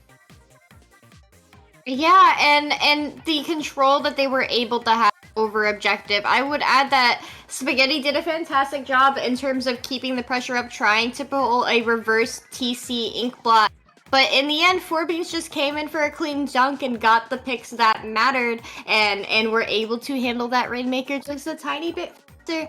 I would add, I really enjoyed watching Spaghetti play tonight. They did a fantastic job, and I know we'll be seeing 4Beans around in the future. They're not going anywhere. Pickup is a lame story. Where's the clan tag coming? And I guess in the end, beans are better than noodles, I guess, is what we learned today. I'm not quite sure, but I'm just happy we have some teams in grand finals where their names are easily pronounceable, even if it was a pickup or whatnot. But still, once again, congratulations to 4Beans for being the 59th champion of SOS.